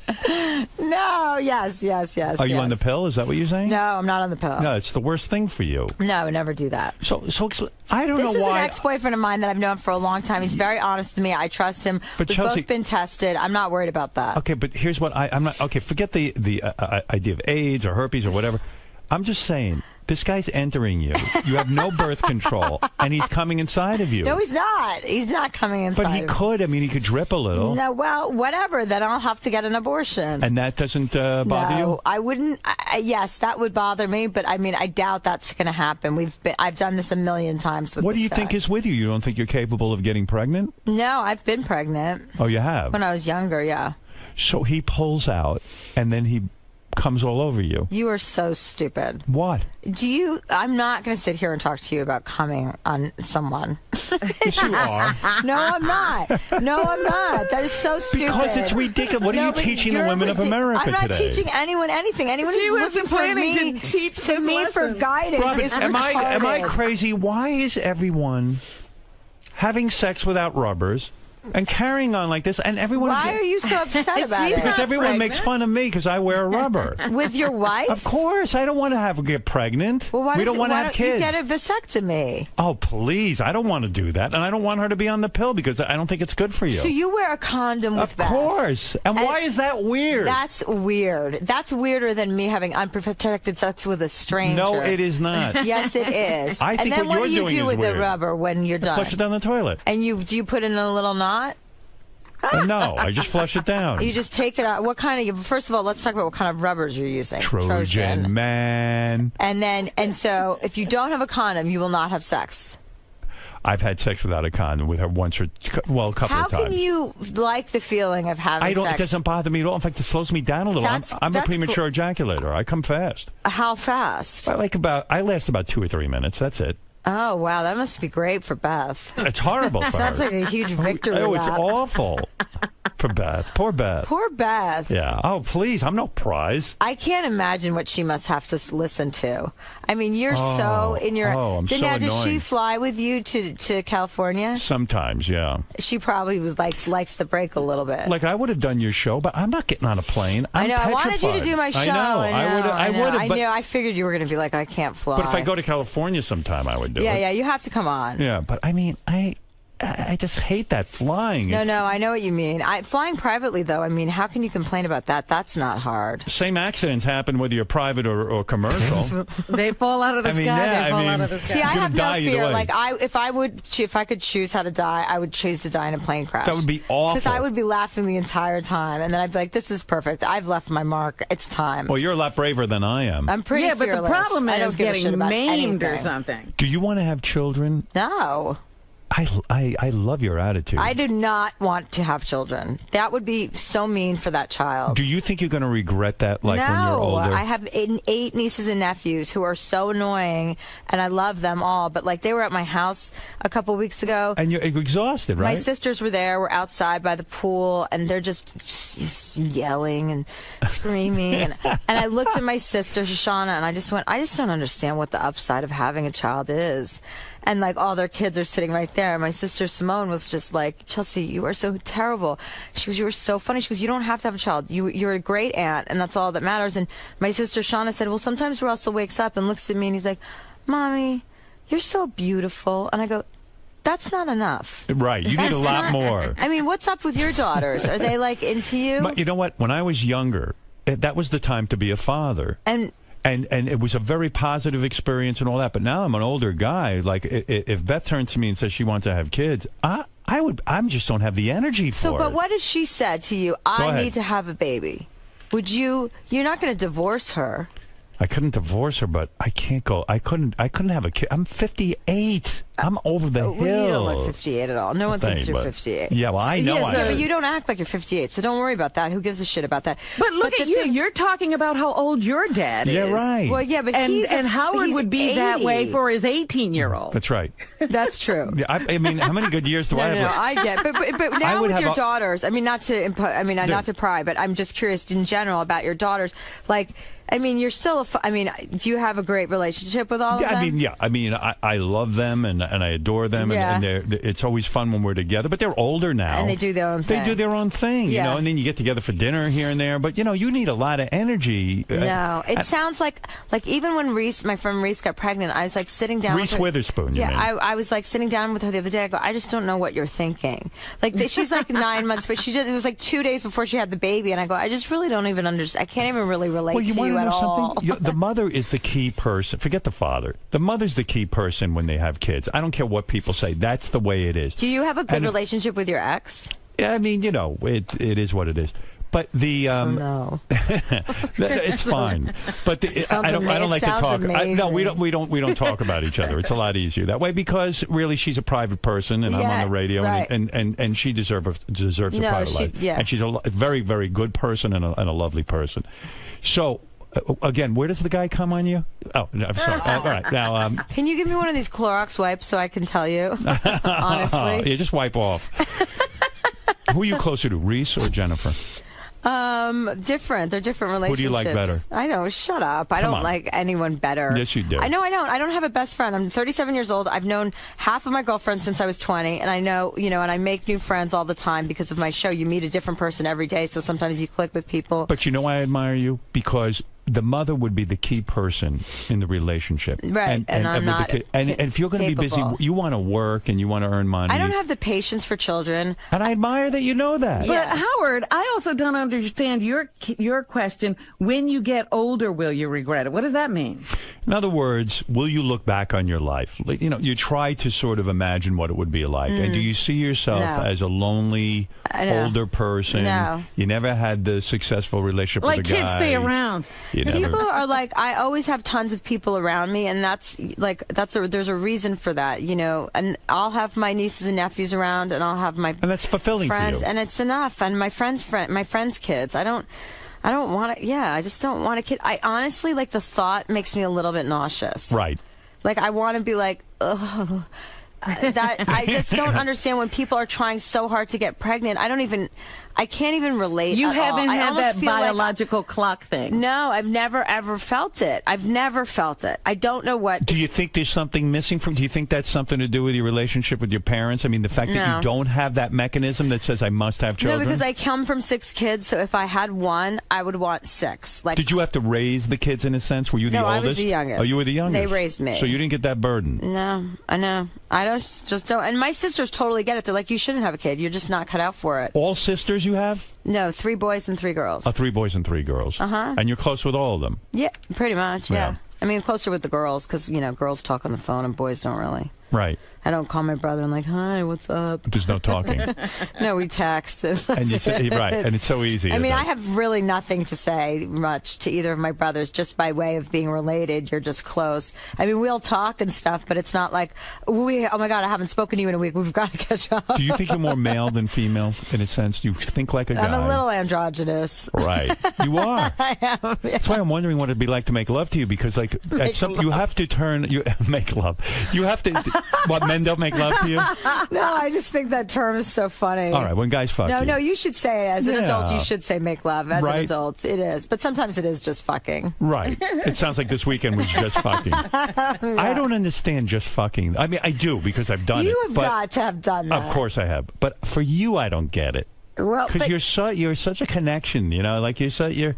Well, it's nice, like, you know, that's why the familiarity is nice with someone that you know, because if it was a stranger, Why then don't you that's love the guy weird. you were with? Why can't you love Just him? Is he not a outgrew good? each other. He's not a good conversationalist. No, he's fine. He's just, you know, he's a great guy. After the fucking, is there conversation? Yeah, we talked all the time. We laughed. We had a great time. We had a great weekend.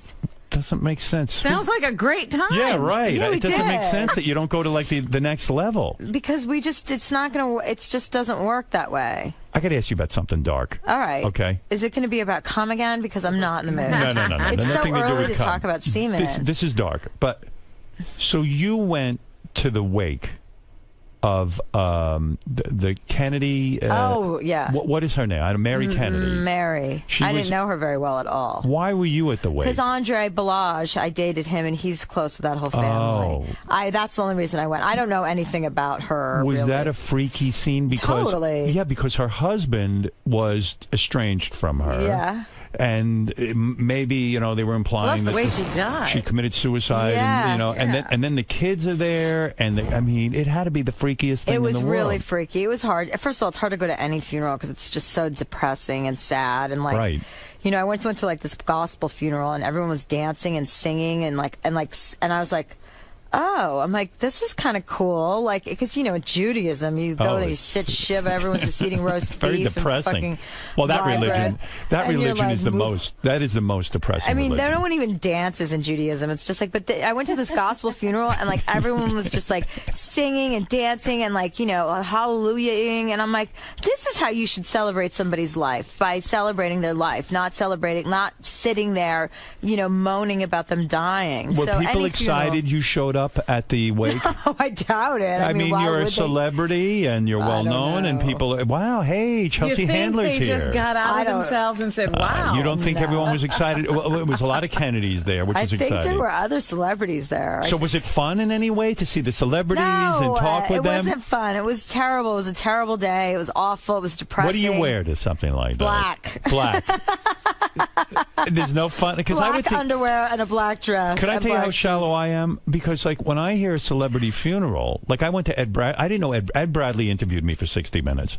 I didn't know him that well, but I was so excited to go to see all the people from Really? 60. Oh, it was a But you're like antisocial. I don't understand. But why I you like would- to watch. I like to see what But- other people interact. So then, but why wouldn't you go to Oscar parties or Golden Globe parties and I've stuff? done that. I went to a Grammy party, Oh, a you couple of them. did? Yeah, when I got single, I went to Grammy parties. And did you I had a hook up? limousine, and I loaded it up with famous people all traveling around with me. It was very exciting. Did you hook up with anyone at these parties? That night? Like any celebrities ever?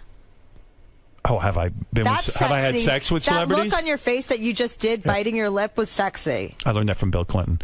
Do you Yeah, he's kind of sexy. I had a dream about him the other night. It was very like a sexual dream. flew him in the White? No, I did not. Where did he come he on just you? came all over my dress.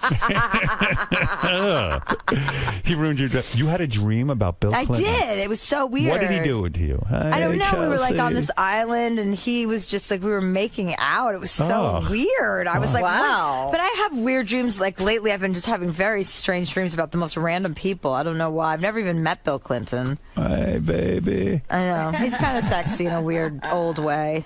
But I had sex with celebrities. You did? Oh, yeah. Who? Some A-listers. Really? Oh, yeah. Who? I'm never saying. Okay, but why didn't you ever like make it? Why didn't that work out? I don't know. You know what? I didn't feel it was like everyone was really great and nice, and I liked meeting new people and going to bed with them and all of that. Right. But then I don't know. Nothing was ever just completely right, and then I met Beth, and I was like, "Oh my God, this is the greatest person," and the party was over. Oh, that's good. Yeah, that's good. It was probably better for me She before sounds something totally embarrassing bored. happened. Oh yeah, that's good. No, I think it's good. I mean, it's nice when you meet the right person. I admire everybody who's in a really healthy relationship. I think that's the best thing you could hope for, because if you have all of this success, what's the point if you don't have someone to share it with? I agree, and I'm proud of So are myself. you looking for that? Yeah, I would love to find that. Yeah. If I was single, I'd give you that, but I can't. Well, that's upsetting to both of us, I think. Yeah, I mean, I think we could have had some fun. I mean, you see how emotional I'm getting right now. I mean, I definitely would have banged you. I mean, there's no question. Thank you. Yeah, I mean, I would have done you that. I mean, it would have been over in 3 With a seconds. condom. You would have done that? Yeah. We would have Oh, had- definitely with a condom. And then I mean, taking you the have condom- unprotected sex. And then taking the condom off just to release himself. Well, I pour it all over you. All over my stomach. Yeah, right. Such a, How such a exciting. beautiful morning conversation. So you would be insulted by me wearing a condom in a way, or you would just be like, no. oh, what's I with would this guy? I would always use a condom if I had sex with somebody I didn't know. Right. Absolutely. But I don't do that anymore. You know, it's like, And I don't want to it's get you not pregnant. worth it. It's not worth it to have sex with strangers now. It's like you don't know what anybody's Yeah, going to but say. even the or guy do. you were with this weekend, he's with girls in between you. I mean, I he's know not- that, but I mean, we had a conversation about it. We were both educated about it, so I'm not worried about that. I mean, obviously, I'm But going when you straight after meet this to get someone an AIDS new- test. But I think I'm excited. When you meet someone new and what's the deal there? Do you both go get tested before, or what? no, you what have do you do? protected sex. Yeah, and then if it gets Oh. serious, then you get tested. Yeah, absolutely. Wow, okay, I didn't know all that. Yeah, if I there's a meet lot someone going on with you. new, I wouldn't ever have sex without a condom. So I think I'm getting excited about your new set. I don't know why, but I am. It's really cool because I feel the show is going to be amped up. It's totally going to be amped up. We have all these great people coming Who's on. your best guest? My best. Yeah, who's my your friends? You know, Will Ferrell's the best guest ever. Is he? Have you had him on? I had him on You years ago, have, and I yeah. blame myself for doing one of the worst interviews ever. Why? He's so fucking funny. He wasn't funny here. He wasn't funny here, but I blame myself for that. Why? Because I was not on my game. What? Like how? What does that mean? I should have handled him differently. Okay, well, he is. I'm sorry to hear that for you, and then I won't go on and on about him because then it'll just depress you. So let's move on to the But girls. can you interview him? This is what I love about Will Ferrell. He's a normal guy who's a comedian Right. who is that's impossible, nearly impossible, when you're talking about people like Robin, what's his name? But Robin Williams? Yeah, Robin. Him you don't know? Like Jim Carrey, Robin Williams, that hyper psychotic energy that I find exhausting. And then the other side of that is this manic, depressive, whatever. And that's so common in male comedians. Will Ferrell is like the most normal guy. But he's not normal. I was talking to someone from Saturday Night Live who worked with him, Uh-huh. and they were talking about he has to stay in whatever weird character he's doing to the point that, like, he was playing a gay character, and these two guys, who was it, Jim Brewer and somebody else, and Tracy Morgan. They took him in a room and started to like rape him, like sexually, and he stayed in his gay character and would not break character. But because they I wanted think that's weird. funny. It's hysterical. I but, think that's hilarious. But this was off camera. But that's even better. Like that's why But he's that's such not a normal. Well, but if you're that funny, I mean that clearly is him being funny. That he's not gay. Right. No, I understand that, but he won't break character. That's interesting. All right. So who's your favorite female? A couple of female guests that you love. Charlize Theron. I want to meet her. She's fucking. I think she's insanely beautiful. Well, who doesn't? She walks into a room. She's all sex. Her body, her face. She's insanely beautiful. Is that why she's a good guest? Because if somebody tunes by on television and sees her sitting there, especially a guy, they will stay tuned. No, she's a good guest because she's like me. Like she's really like body, and she just is like she doesn't give a shit about anything. She's not boring. She's not. She doesn't give a fuck about what anyone thinks, and she'll say whatever. I mean, when she was on the show, and I was like, I'm like, people are saying you stole Sandy Bullock's baby, and she was like, Chelsea, that's a pretty fucked up thing to say. Like she's funny, and Kate Beckinsale is funny. She is hot. She's so wickedly funny. I mean, people don't even know how funny she is. Yeah, And Nobody she's ever hot. tells us this What stuff. a catch. She's so hot. Her body is ridiculous Who's she too. with? I mean, some of these girls' bodies, like I look at them when they have their clothes off, and I'm like, because girls are like that, Right. And you're just like, oh my god, they don't have an ounce. Did you see Kate Beckinsale nude? I've seen her. Yeah, I've seen. How do you do I've that? seen her and Take me with you. Well, she's been over to my house. Like, I rented this house in Malibu for the summer, so she's been over there, like, in short. I mean, she wasn't nude, but I Right. mean, I can pretty much figure out what Was the she rest wearing of like it. a bikini? She was wearing like really tight, like cut-off shorts and like a little shirt, but her body is insane. How tall is she? Probably a little bit taller than me. Probably 5'7", 5'8". Nice. Hot, beautiful, and hot. Like, You've never made love to a woman, huh? yeah, I fooled around with women. Would you ever? Like, did you with put moves? men at the same time, Oh, not no like kid- alone. Well, with you're a woman. a party, Yeah, well, I mean, I had, I've drank a lot. but you didn't go down on a woman, did you? No, she did. Did you like it? It's fun when you're like, with a guy. Did you and you're orgasm? Like, I don't remember. Oh, come on. No, I don't remember. You don't know I'm if sure you at some point I did. I mean, it wasn't like I was sober at the time, so it's not like I have a clear recollection. And you still drink, right? Yeah, I drink. Good. I don't drink like I used to drink. I'd like to get you and Kate Beckinsale drinking and see what happens. She doesn't drink. Oh, she doesn't? No. Oh, that's not I think fun. she might just get a little like crazy if she drinks. If she came on to you, would you experiment with No, her? I don't like fooling around with friends ever. Like, I don't like that idea of like fucking around with your friends or like hooking up with your friends or Sounds like swinging. it sounds like you've made friends with a lot of these celebrities. Well, you know what? Here's the thing, because people are like, oh, people sometimes say, like, when they do research on the show, because you know how he loves to do research. It's like, oh, Right. please, who cares? And I mean, what do you care? As long as the ratings are good, who gives a shit? Right. So they'll be like, well, they feel like you were on the outside, and then now you're on the inside. And I'm like, Who yeah, cares? but this is how I meet people. I meet a different person every day. I've done 1,000 shows, and out of 1,000 shows, I've made probably like 10 close friends from 1,000. That's pretty normal. And isn't it a more interesting broadcast when somebody grows as the host? I mean, if you stayed the same. Yeah, you have and to you're- evolve. And you're not an out. It would be fake How to say good you're to an stay outsider. outside, yeah. You're an insider. That's right. You're successful. Yeah. Have you ever banged a guest? Like a guy comes on the show and Yeah. you have. Yeah. You did. Like he Like said. a couple. No kidding. Yeah, But it is a good totally. way to meet Well, guys. that's exactly right. Whenever I'm single, they're like, all right, who do you want us to book? I'm like, all right, let's go over the list.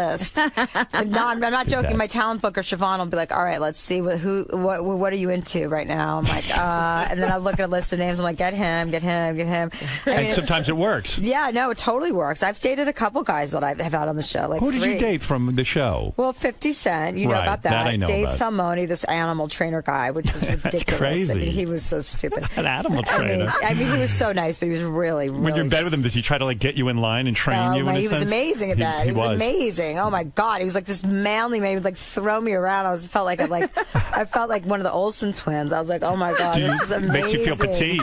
Yeah. Did you like that? You like a guy to be a little rough with you? Yeah, but he was too stupid to put up with it for too long. Like, he was just like beyond. I was like, oh my God. Like, I woke up one day and I'm like, you've got to get out of my house. Because you were sore? No, Because it was just too he was intense? just so stupid. He is? He was like an animal guy, like what? I mean, after a while, I was like, and my dog hated him. Like, my That's dog weird. hated him. Because he was probably too strict. He was just so trying to be so mad, like one of these guys that acts like they know everything but knows nothing. Right. All he knows is how to train animals. Yeah, but he doesn't even. I'm not even sure he knows anything about animals. So you just said you have to get out of here. It's purely physical and it's enough I already. spent like a couple months with him. That's usually my max. It either lasts for 2 months or 2 years. But how do you put up with a guy who's like stupid? Well, I didn't realize how stupid he was until it takes some time to figure it out. We were on this plane ride. This is so mean, but we were on this plane ride back from Bermuda. We went to Bermuda with my sisters and their husbands, and my sister lost her wedding ring in the ocean, and he ran and he's like, oh, I'll go get it. Like, he's some sort of scuba expert. It's like, you're an animal trainer. Why do you know about the sea? and it's in the ocean. What are you, a marine specialist too? So he walks, and he was like this big buff guy, like 6'2", like 200 and whatever, 40 pounds, but all muscle, just really masculine. Right. And I love that. And he was walking into the water, like King Kong. He's like walking down and He's gonna take care and of then business. he comes back out of the water. First of all, I'm like, what the fuck is he? As if he's gonna find her wedding ring in the ocean with waves. And I'm like, and he comes walking back with this gate, like this baboon. He looked like, he just like baboon. Sorry. He walks back and he's like, and he's like a victory lap. Like, he was walking back like King Kong, like, yeah, I got that. And we're like, oh my God, did you get the ring? He's like, nope. And I'm like, Then why are you doing a victory why are lap? you doing a victory lap right now? And he's like, couldn't find it. And I'm just like, that.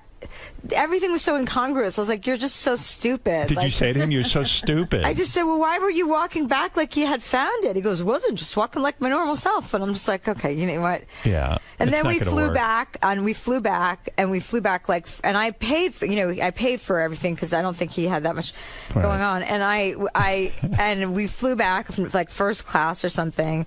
I sound like such a cunt right now, but Yeah, but it was so generous of you. So Yeah. he's like, God, I just want, I'm gonna get a piece of apple pie, and I'm like, well, when do they have fucking apple pie, like on a commercial flight? Like, I wanted to say that, and I'm just like, okay, I didn't want to say, have you not ever, like, what do you think, they just bake pies? Yeah, right. How are they gonna on make the that fucking happen? plane? Like, there's a hot fudge sundae, maybe, and some If you're cheese and lucky. crackers.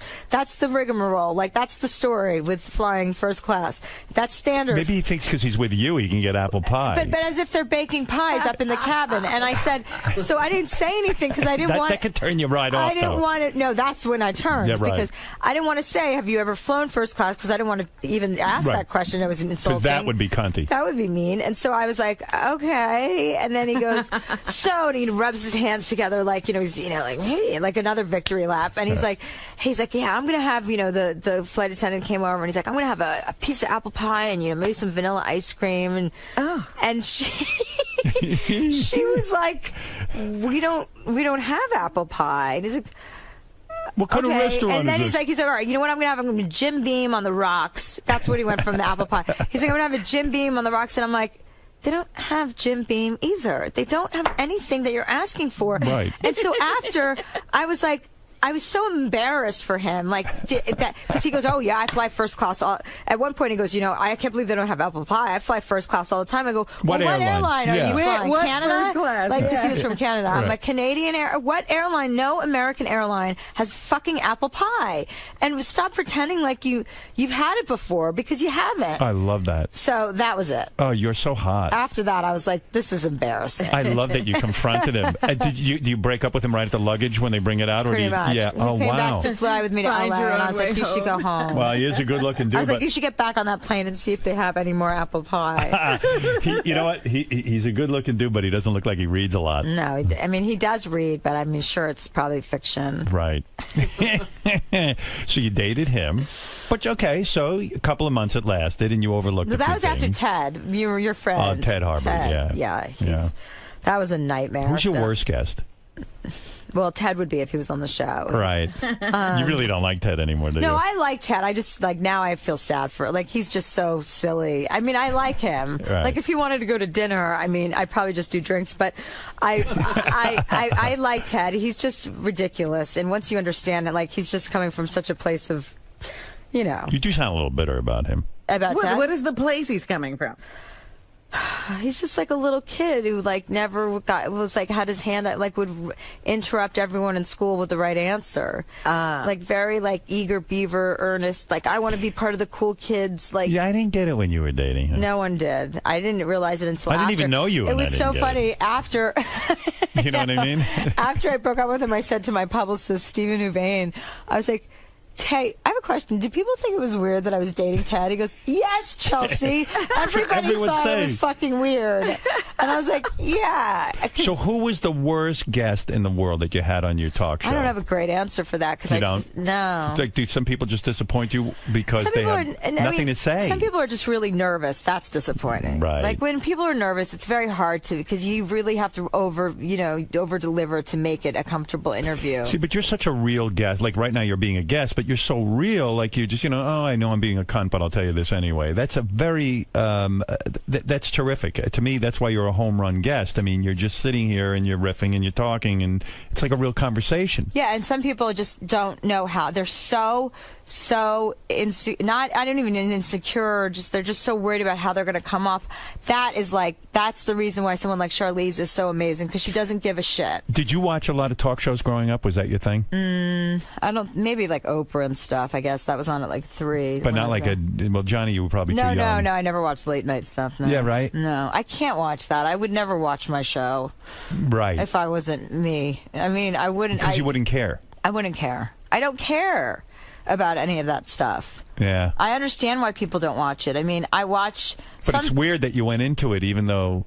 I didn't. Yeah, I don't even know what I'm doing. I don't even know how I got my job. It's so ridiculous. Because I don't give a shit about any of this gossip. If they canceled the show, but you do seem No, to I be would a be person. upset. I'd be upset if they canceled the show. But you do seem to care about gossip. You say that, but yet. Well, I mean, I find it entertaining, but I don't really care. Like, I don't want to, you know, like there's certain, you know how there's certain stories that you find really juicy and there's certain stories that you don't, you know? Right. Like certain stories, like Lindsay Lohan that's not juicy to me. I don't give a I don't shit. care about her. Like I was like, started the post this morning on the way over here and I just like turned the page. I couldn't even read it. I don't She was up to some, me too. Right, She was up to some new shenanigans. She was in a hotel room saying a guy beat her up or something, or she's claiming a guy beat her up or something like that. So, but certain stories are like, you know, juicy, like the Kristen Stewart and Robert Pattinson. I was like, oh, that's juicy. Yeah. That was kind of juicy. Now, weren't you freaked by that? Like, this guy is a really good-looking guy. He's on top of the world. He's making tons of money. He's a movie star, Rob Pattinson. Uh-huh. And now he's going back to Kristen Stewart, who cheated on him. Like, can't he find another woman? Like, what is so great about her? Because I think he's just totally in love with her, and I think she's What is he in love with? That vapid, fucking, no smiling face? Yeah, but they probably have some weird. You could tell that they have some weird, really like strong connection, and they're 22. I mean, they probably think they're stupid. This is like the end all be all. I mean, they're not going to stay together forever, but I knew they were going to get back together. But if he's 22, he's that good looking. He can have any woman on the planet, pretty much. Because he doesn't. Who cares? Anyone can have anyone on the planet. Who gives a shit? I could go out and get a bunch of he's guys. 22. Go out and get banged. Yeah, but he doesn't want to do that. He has a connection with her. British He's people don't British. bang. Maybe they're not that sexual. I mean, she's no prize. I think she's pretty sexy. She's all right. I mean, whatever. They're all fucking. Who cares? You know, they're like both those guys had nothing but glowing things to say about how brilliant she is, how engaged she is, how funny have you seen her? she I'm is. just gonna take some here. Yeah, you know what I like about you know what I like about you? You just picked your nose and like you don't even care. Like, that was so great. I know. I've been picking my nose all morning. What's going on? I don't know. Why are you picking your nose? I always have to pick my nose. I've picked my nose since I was like 8. And you know what's terrible is I'll be driving home from work and I forget like that I'm a celebrity or that people will know me. And I have my dogs, my car, I'm rolled down and I drive this stupid Bentley that's just I got to be funny and ends up being my car. And I'll be literally like picking my nose. And then someone's like, Chelsea, and I'm like, fuck. I'm like, I can never remember not to pick my nose when I'm driving because that's the best time to do it. You pick your nose. You don't shower. No, I do shower. I shower. I do shower, but I just don't like to shower. It's not. If I didn't have to, I wouldn't. I should plug, by the way, watch all new episodes of Chelsea Lately. Mm-hmm. From its new home at Universal Studios in Hollywood. Jen Aniston's our first guest. Then we have Fergie and Miley Cyrus and Christina Fergie Aguilera. Fascinates me. Yeah, I thought she really? was a ghetto girl, but she's not. She grew up rich. Really? You've got to interview her about this. I'm going to. That's what we're doing. Yeah, and because what's fascinating to me is that she does that whole. First of all, she must have sex with some of those Black Eyed Peas.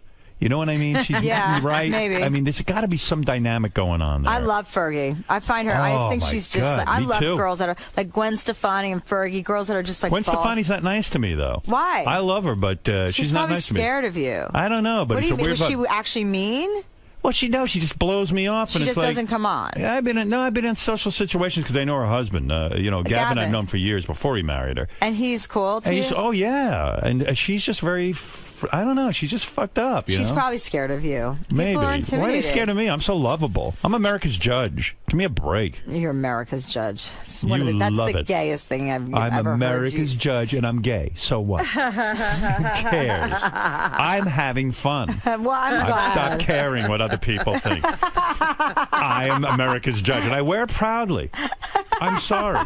He wrote me an email and signed it that way. What do I sign my email, Robin? America's judge. If I wrote you an email, it'd be America's judge. And you can goof on me with Jennifer Aniston and all your little friends. And Kate Beckinsale. That show is a sham. I'm telling you right now. Get out of here. It's the best. I'm glad you're having fun on that show. I'm what really do you mean glad. It's a sham. It's an opportunity for people to get up in front of America. People who twirl plates. Tom Carter is a comedian that's been working at it for 25 years. He was terrific. I never heard of him before. And now what's happened to him? He's huge. He played, I think, upstate New York. He was at a little bed and breakfast the other night. Oh, that's funny. That's right. There was only probably like 3 people watching. What do you mean it's a sham? Olate It's dogs just now. really ridiculous. I mean, the one time It's fun. It's light. No, You get to see vaudeville. You know what? Everyone likes it, so who gives a shit what I think? A lot of people. I mean, you get great ratings. I'm so not going to you're beg right. you to watch it. Right. You right. will watch it. When you come on my show, we'll watch it together that night. Yeah, you can goof on me all you want, but I take my job very seriously.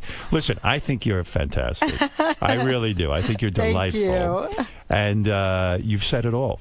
You've All right. really said it all. Now you've gotten everyone charged up about the new set and the new show. Do you have a desk that's new or Yeah, something? we've got everything new. Everything's new sheets, all new Where's colors. Chewy gonna be? Which we're gonna find a seat for him. That's a good question. I haven't been to the studio. I'm not walking in until the day Why? I work. Is that right? Because I don't like You don't things give a shit. until they're happening. You wear dresses on your show? Yeah, sometimes. Cute little dresses. You have nice I have legs. good legs, so I have to show them off sometimes. And But you I wear like good- I'm a pants girl. Like I like to strut around in pants and I heels. like you. And you have big heels? You're yeah, into the big one? yeah. Well, sometimes. That's hot.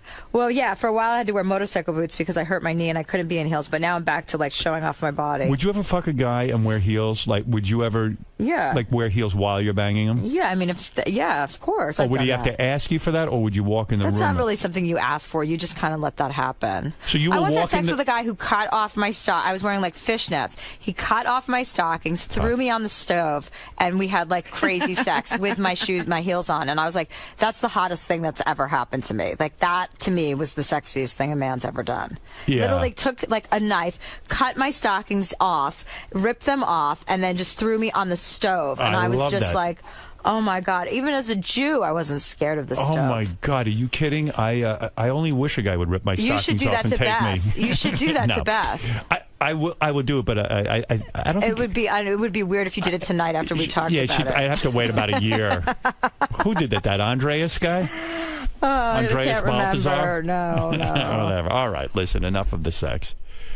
Let me just say. Chelsea Handler has a new look to her show. That's what she's A promoting. new stage. A new New stage. everything. A new exciting stage. Good for you. Thank you. All of America is excited about your new set. It's a vote of confidence in your show by E. Very exciting. Thank you. And and by the way, I hope your dad dies soon so Thank that you you. can be released from Thank that. you for your support. Yeah, I understand why you want him gone. You have to get on with your life. You have things to accomplish, and he's hanging you up. holding us back. He's holding us back. And thank you for being here. Thank you. Of course, anytime. And say hello to Jennifer Aniston and Kate Beckinsale I'll tell and them Will all Ferrell. to come on. Have you Please. had Kate on? I have not. Okay, I would like I'm that. going to tell Kate to come on. And instruct all of your friends to come I on. will. And Charlize, yeah. Charlize. Yeah, yes. she should totally come on. Oh, please. Yeah. She should be here every day. I'll work it. You're in charge now. Okay. All right. Listen, thank you for being here. Okay, Chelsea thanks. Handler, Thanks, everyone. Robin. And we will be back Bye-bye. right after these words. Bye. Bye. Chelsea, may I talk to you for a quick second? Yeah, sure. Hey. When you were talking about guys that you wouldn't necessarily date, Baba Yeah. Booey was the first one that came to mind. Yeah, I mean, who would do that? I mean, it's safe to say he's not classically handsome. No. But what is it? Is it all the things that he's been poked fun about? Is it It's just the his teeth, face. the lips, It's the face. the whole deal? The lips are not great. Yet you maintain that you don't have to be a model to get Chelsea But you Handler. can't be that looking.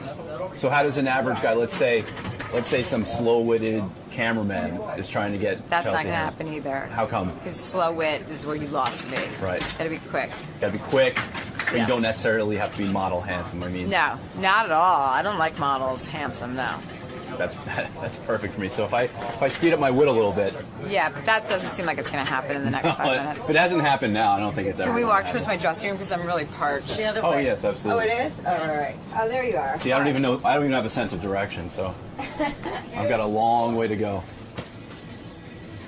All right, well, we're going to leave probably. All right. You're blowing them off.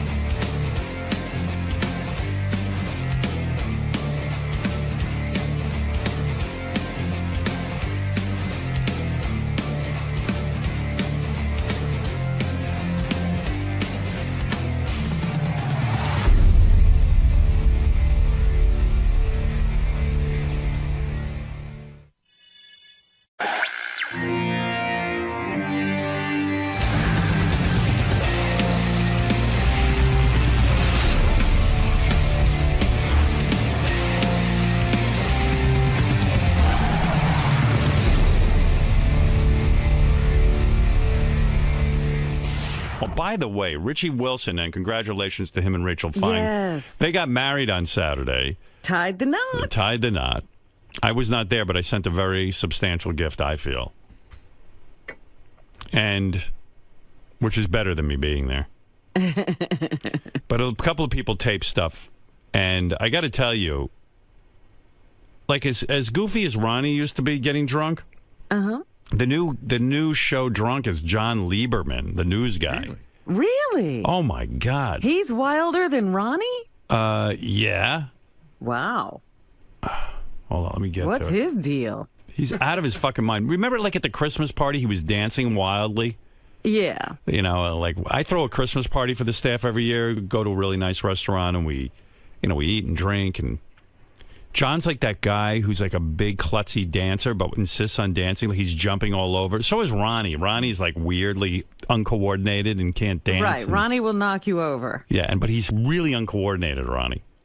And so is like John Lieberman. They both have that same weird dancing style where they're not even dancing. They're like just They're kind sort of jumping and bumping. Yeah, it doesn't look like fun what they're doing. It looks awful, like a misery. So John Lieberman really got tanked, and he was just look at him dancing. Can you see that monitor? Look, it's like there's no sense of rhythm. That is not dancing. And he's dancing with high-pitched Mike, showing that he likes gay people. I like gay people, but it's not necessary to dance. You're not going to dance with a gay person? I actually danced with Mike at the Christmas party, so. Did you? Yeah. But he happens to be a good dancer. He fits well into my shoulder. Really? Yeah. Anyway. Does he let you lead, or do you let him No, I lead. I'm the man in that relationship. We slow dance. But, John Lieberman, he is whacked out of his skull. Let me play you some tape. What did he do? Oh, he's just out of control. Guys, where is that? Because I'm having a hard time finding it. Because I usually expect Ronnie. In orange, sorry. JD1 in orange. Yeah, Ronnie's usually the fool. Yeah, I expect to hear Ronnie stories on a day like this. No, Ronnie's like Mr. Cool now that he's kind of thinks he's a star. I hate to say this. I think he thinks he's me. Like he gets up on, like he just. What are you talking about? I don't know. He's just so weird. So weird. What do you mean it's weird? What is it? Are you out of your mind? Like it's Ronnie Superstar. Mr. Like Rico. I was Suave. trying to be good. You were better than John Lieberman. I was in the wedding party, so I was trying to act like we all had a good time. That's all. And watching you dance is the funniest thing. Yeah, okay. You were dancing with that girl with the tattoos on her arms, and you're throwing her around. It's almost like you're going to. She wanted to. She was drunk. We were all fucking having a good time. What's wrong with that? I mean, yeah, but you're so. Rough with them. You're throwing her around the floor. She loved it, man. She did. I swear to God. She kept following me around and saying, come on, let's dance some more. Yeah, Lieberman was a fucking mess, man. He made you look normal. I know, man. That's the new Ronnie Mund. Yeah, huh? I cracked up. Here's John Lieberman screaming. They wouldn't play the Billy Joel song. What did he want to hear? Oh, Empire State of Mind? What is that? It's Billy Joel. Billy Joel, right? Yeah, it's Billy Joel. It's New York State of Mind. That other song. It's a Jay-Z song. That's what I thought. Yeah, Empire State of Mind. Yeah, the one with Jay-Z and Alicia Keys. Alicia, whatever fuck her name is. Here's John Lieberman screaming for that song. You're trying to get pizza. Say what you just said. Say what you just said. I want Empire State of Mind, bitches. What? Off the record. Come on. Off the record, I want Empire State of Mind. Sal, I want Empire State of fucking Mind. It doesn't even sound like him. No, his whole voice has changed. I think he has a special dance for Empire State of Mind. Oh, he's got a special dance for everything, man. And his voice, he sounds like he's possessed. It sounds like it sounds like Reagan from The Exorcist. Yeah, it sounds like it's on high speed, but it's not. Yeah, fuck him. Hey, John Lieberman, what do you think of Jameson liquor? Never heard of it. You fucking pieces. I'll kill you. Are we playing Empire State of Mind or not? Does this guy have a fucking... I asked for him. Like, is he a guy that looks like he'd be into... Empire State of Mind? He needs that song. Now, what's that song playing in the background called? I didn't hear it. Isn't that the Amy Winehouse song? No. Listen. Dude, I asked for Empire State of Mind, and I want the song played. Jay-Z, Brooklyn Nets. It's a fucking inauguration. That's what I'm saying. How can you even hear it with him? Yeah, you can't even hear the song. I am officially old. I hate weddings. I hate all that noise. I hate people yelling and drinking. I just want to be alone. Where is John? How come he's not in here? I don't know. Probably still hungover. No, he's here. His eyes are a little bloodshot, but he's here. What is it, JD? I know the song playing in the background. What is that? It's some Amy Winehouse song, but it is Amy Winehouse. It's the theme to this show called Secret Diaries of a Call Girl. There he is, Ronnie Mund. Party animal. Like, John, I think if he was one of these, like you're the guy who ruins his reputation at the office party, because I think he was one of these, like, solid news guys who's not a fucking maniac, and, like, your true colors come out at these things. Look, here's the thing. Now he's all sedate. Here's the thing. I have a bad habit of, I don't drink often. Right. But when I do go out, once every few months, couple months, I tend to have too much to drink, and I know your girlfriend is like mortified by you. Like you want to dance and she doesn't because she's embarrassed by how you dance. And then she lets him go up on the dance floor, and he just makes a complete fucking ass out of him. She stood in the corner the whole night away from him. Look, let me just clarify. I don't want to sound like Tim, but I work very hard during the week, very hard. You do. And sometimes I have to let loose. So I apologize to Richie and Rachel because I didn't want to take the focus away from them on their special day. You did. And so I feel bad about that. That being said, I think everybody can relate to getting drunk at a wedding and yelling and dancing like crazy. But I'm not a mini Ronnie Mund. Oh, yes, you are. Oh, you're worse. Listen to the goddamn tape. Hey, but no wonder you're a two mess. don't get along. And to be fair, they were egging me on too. I mean, they're putting microphones in my face. They're throwing me softballs. I mean, And but John, I'm not going to make an excuse. Right. I made an ass out of myself, and I apologize to Richie and Rachel. Here's John talking about his coworker Lisa G, and I thought your lips were a little loose here. Lisa G annoys me the most because she reads to me the Post every morning, and I know news. I don't want to talk about the latest celebrity who was caught with no underwear on. I don't want to talk about the latest celebrity who's dancing with another guy. I want to talk about news. What does my audience, our audience, care about? They don't want to hear about red carpets and this and that. They want to hear about what fights are going on, who's shitting in a bathroom. Let me ask you this. Let me finish out. All right, Steve. Not Steve. John. I mean, when you hear that, John. Lieberman. When you Wow. hear that, what do you think? What were you drinking? I always drink vodka and soda with a splash of lime. Wow. Well, the splash is really helping. Yeah. Thank you. But what really does that make you cringe or? Of course it does, Robin. I am embarrassed. Of course it does. I am embarrassed, and I apologize to Richie and Rachel. You might need more splash and less vodka. Well, I won't be drinking at any more functions in the future. I don't buy That's yeah. Of course, guys Why? like you will always do that. But hey, Ronnie, I heard you cried at the wedding. Is that true? I didn't cry. It was a little. What happened? Teary? I got teary. I don't know. I don't know what happened. I feel like Ronnie's like good, really like close with He Richie loves and Rachel. them, yeah. Which makes me think Richie and Rachel are disturbed people. Yeah, thank you. That's real nice. You know what I mean? It's real nice. Here's John Lieberman again. But Lisa G seems to be a focus of yours. I mean, you're really. They were throwing me softballs about Lisa. Hold on. There's a part right at the beginning that we didn't get.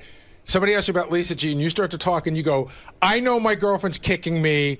I know she doesn't want me to talk about this, which means you must talk about it at home. Yeah.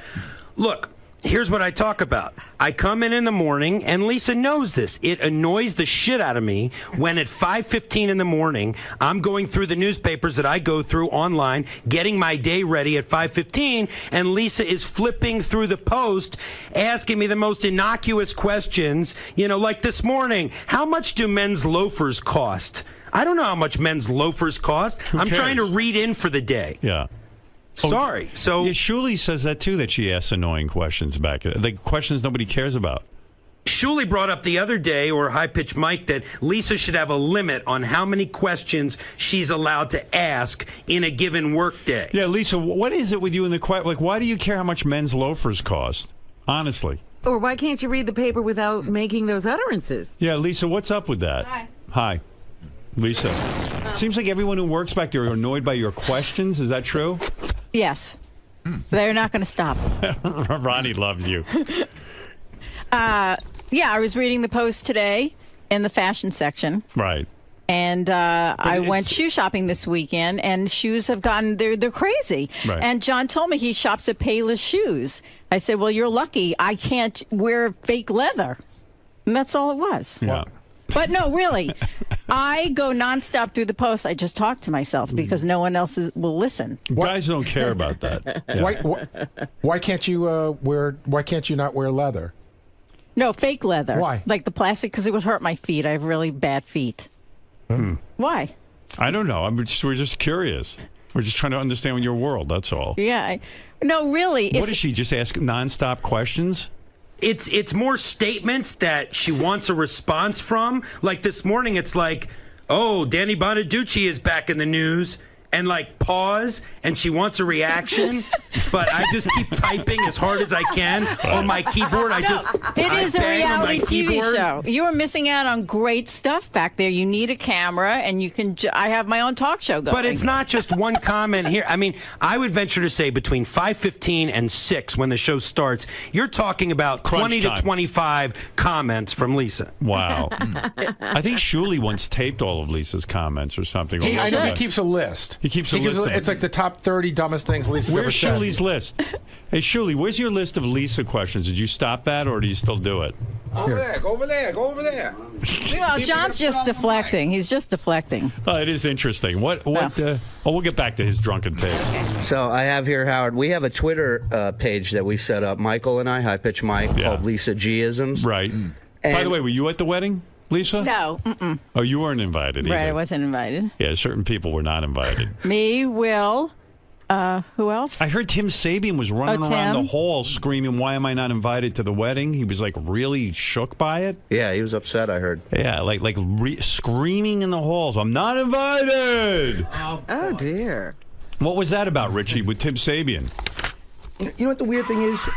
There were over 20 people not invited, not just the 4 that were singled out on the air. There was over 20. I understand, but Tim took it real hard from what I'm hearing. He didn't act that way towards me. He was happy. I heard he was screaming. And who wrote me that note that Tim was screaming in the hall? Who I think wrote Sal that? wrote it. Oh, Sal wrote it. Yeah. Yeah. On Muldred, I saw it. Yeah. News to me. Sal, what was Tim going on? apparently really likes weddings. Dude, he was like a baboon on fire. He was. What is this? Scott Salem was invited, but I fucking wasn't. And he's screaming, going up and down. Will, were you invited? And I'm telling you. You really wanted to be. You really wanted to be. I says, what are you guys doing this weekend? Everyone would say, oh, we're going to the wedding. I'm like, oh, really? I'm not going to the wedding. What are you doing, Will? Will and I didn't go to the wedding. I'm just busting chops. So what'd you do for the weekend? Watch the Ryder's Cup. Oh, yeah? Yeah. I watched Baba Booey. I called Gary. I said, this is insanity. Yeah, the Baba Booey's. Yeah, it makes it fun, though, doesn't it? It was great. Because you kept watching, the next shot to see if somebody would, scream it out. Hey, by the way, you are ruining my life, Tim, because... Why? I'll tell you why. I have people, everyone's involved with it. Remember when you shit in the bathroom and it was all over the walls? So everyone says to me, how did he do it? Like, you've never revealed, really, were you standing? I mean, I got to know what position you were in. I was sick, Howard. No, I know that. And I didn't shit in the bathroom. I was so sick. No, I didn't shit on the wall. You did, you shit on the wall. I think that you over-exaggerated the entire... We have pictures of it. Well, Howard, I got to be very, very clear. I think that there was marks on the wall prior to... All right, fine. Tell me how you did it. I was literally. I think I had food poisoning or something. No, I ran in you're not there. hearing my question. Were you standing? I couldn't get my pants off fast enough. Right. So you were caught standing. Is that what happened? In motion, I think. Mid-shit. So your ass wasn't on the seat. About to. Right. And so what happened was then it sprayed out. I don't know. It was just a blur. But I did clean up. Like, to me, based on the pattern, you would have to be on your back with your asshole pointed at the wall to go. Like, I mean, I don't mean to look ruin at it. Look at where Howard, I don't mean to ruin your life, Oh. but I just you're ruining my life. I'm so sorry. Just take me through it how you did it. I am so sorry. I don't know. It was such a. I swear to God. Would you do me a favor? Just show me. Reenact what you did. I ran into the bathroom. Go ahead. And I couldn't get my pants off fast enough. Right, they were stuck like you couldn't get them down, and so you're standing. No, he was going to go. I don't But did know. the shit get all over your pants? No. Is that true? I swear to God, yeah. Otherwise, I would have went home and changed. How did it spray into the wall? I don't know. I'm telling you, I was never so violently ill in my life. No, I get that. Stop saying that. All right. I want to know the trajectory. Can we get back to the wedding? I can't explain. No, let's stay on Shitgate. So right. All right. You know what we have to do? We have to bring in one of those forensic people.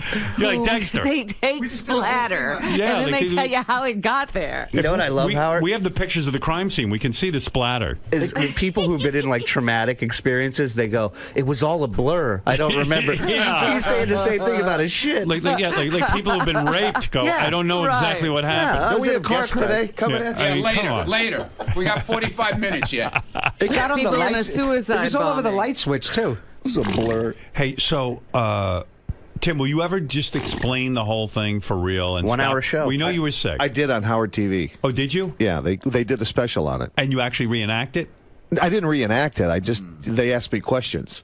And you answered? Yeah. And so when your underwear came down, you were in a position where you weren't sitting on the bowl, and so your ass was like facing the wall, and it hit the wall. But how did it get on the light switch and stuff? And the railing. It was like backing a Mack truck into a little tiny space. I don't know. It was so spray quick. is phenomenal. It happened so quick. I've never seen a spray like that. It completely missed the ball. Maybe I have a new career. Yeah. And then what was your thought process not cleaning it up? Like I did clean it up. No, you didn't. Yes, I did. I did it to the best of my ability. Can you imagine what was I was so. I was so woozy. I was like, oh. What did you think was going to happen though by not I thought I cleaned it up. You did? Yeah, I didn't know that I had an investigative reporter named John Lieberman. All right. Hot on my trail. Robin, I still am not satisfied with his explanation. Maybe we'll sit down It's and we'll like do talking to Arnold Schwarzenegger a about town the hall pain. meeting one day. You should have set that thing on fire when you were done in there. All right, so getting back to the Lisa G. Yeah. Go ahead, Shuley. Here's just now. Keep in mind, Howard. Quiet newsroom. What did he do? He's got to fix the pillow every time he walks by the couch. He has OCD. You think? Yeah. You got to see what he does out there with the pillows. See what he does with the cookies. What do you mean? Every time you go by, you have to turn the pillow? No. I like things organized and clean, and I can't stand when this place is a mess. You know, Tim. We have people come in here. You have OCD. You have to do rituals. No, but I have to have everything clean and organized. But I can't. you didn't clean anything. You just turned the pillow But it looks around. much better than it did before. He didn't leave the bathroom clean and organized. No. Yes, I did. Move the pillow. Howard? You did. So come clean. What's going on with this turning of the pillow thing? No, I have to have everything organized. No, you know. that's not organized. All That's right. just turning the pillow. It's a ritual. Is it? Okay. Because what's going on? No, I like things organized. I really do. What is it, Ronnie? He does it in the green room out there too. Wow. Same thing. And the pictures. He walks by all the pictures and he straightens them. And then as soon as we leaves, we turn them. Drives me crazy. You need to go see a shrink. No. I like things organized. And this is our business. Tim. I don't like this place looking like a shithole. I'm all for organization. Stop shitting all over. But turning a pillow is some kind of weird OCD ritual. No. I like our place. It's a place of business. I like it organized. I like it neat. I take pride in what we do. All right. I got to go back to work. By the way, we got to take those pictures. This is the next thing for you, John. Get the pictures of the bathroom, the shit, and go to a forensics expert who deals with blood spray and stuff and crime scenes, so that they can kind of their best guess about what Tim did there in that bathroom that day. Yeah, based on the trajectory of the shit. shit. Yeah. Okay, we'll do that. That's a good story. It's a great story. Yeah. It's not red carpet stuff. You want to hear a really great story? Yeah. Lisa, tell her what happened in Grand Central Station. What happened? So I'm walking in Grand Central Station, and they have not the cops, but the terrorist cop squads with all the equipment and the Uzis. And I overhear them saying, yeah, and did you hear that Ronnie wants to eat Lisa G's ass? And we're supposed to be on high alert. Howard, I couldn't believe it. I was so embarrassed. And she texted it to me from Grand Central. I couldn't believe it. Are you getting, and be honest with me, are you getting at all into the whole Ronnie fantasy thing? Like, he's going around telling everyone how he's going to, do all these wild things to you. Is it turning you off or is it turning you on in some weird way? It's not turning me on at all. It's not. I disagree, Howard. What? I Come do. on, stop it. Because she's asked questions. All right, so when everybody thought she was into Benji, right? Yeah. She's asking the same type of questions about Ronnie. She's asking, like, she goes, "Oh, Ronnie's in a bad mood today. Is everything okay at home? Is everything okay with him and his girlfriend?" Like, she's very interested in Ronnie's life right now. And the only other time I saw that was with Benji. Oh, stop. And the ass-eating I ask a lot of questions. Yeah, and she called an ass-eating expert or something, some ass expert to ask him about ass great eating. story. So is that turning you, like, is he seducing you somewhat? I mean, are you thinking No, about but the him? reason why I ask questions is, why would a man who's in a happy relationship at home even say these things? Why would that even be on his Because mind? guys can focus on more than one woman at once, and be, All right. he can be into his girlfriend and into you at the same time, and she's giving him a free pass to fuck you. So, like, he's completely on fire about Gotcha. that. Is there any chance this is going to happen? Ronnie thinks so. Lisa, are we any closer to this big thing happening? No, or- not right now, no. No. Not right now. Right. It's never a no. See, if Lisa had been at the wedding of Richie, It might have happened. Yeah, it might have happened. Well, Ronnie has the whole thing planned out already in his What's head. his plan? Ronnie, tell him your plan. Oh, yeah, the told me Trump the plan. Hotel. Yeah. But if she was at Richie's wedding, there was all these kind of secret rooms. Yeah. It was this really cool place with like secret doors and shit. Yeah. But you could have went in there and nobody would have known because it was like a wall, but the wall opened up. I wish I would have found those secret compartments. You would have banged Lisa and then left her in a secret compartment.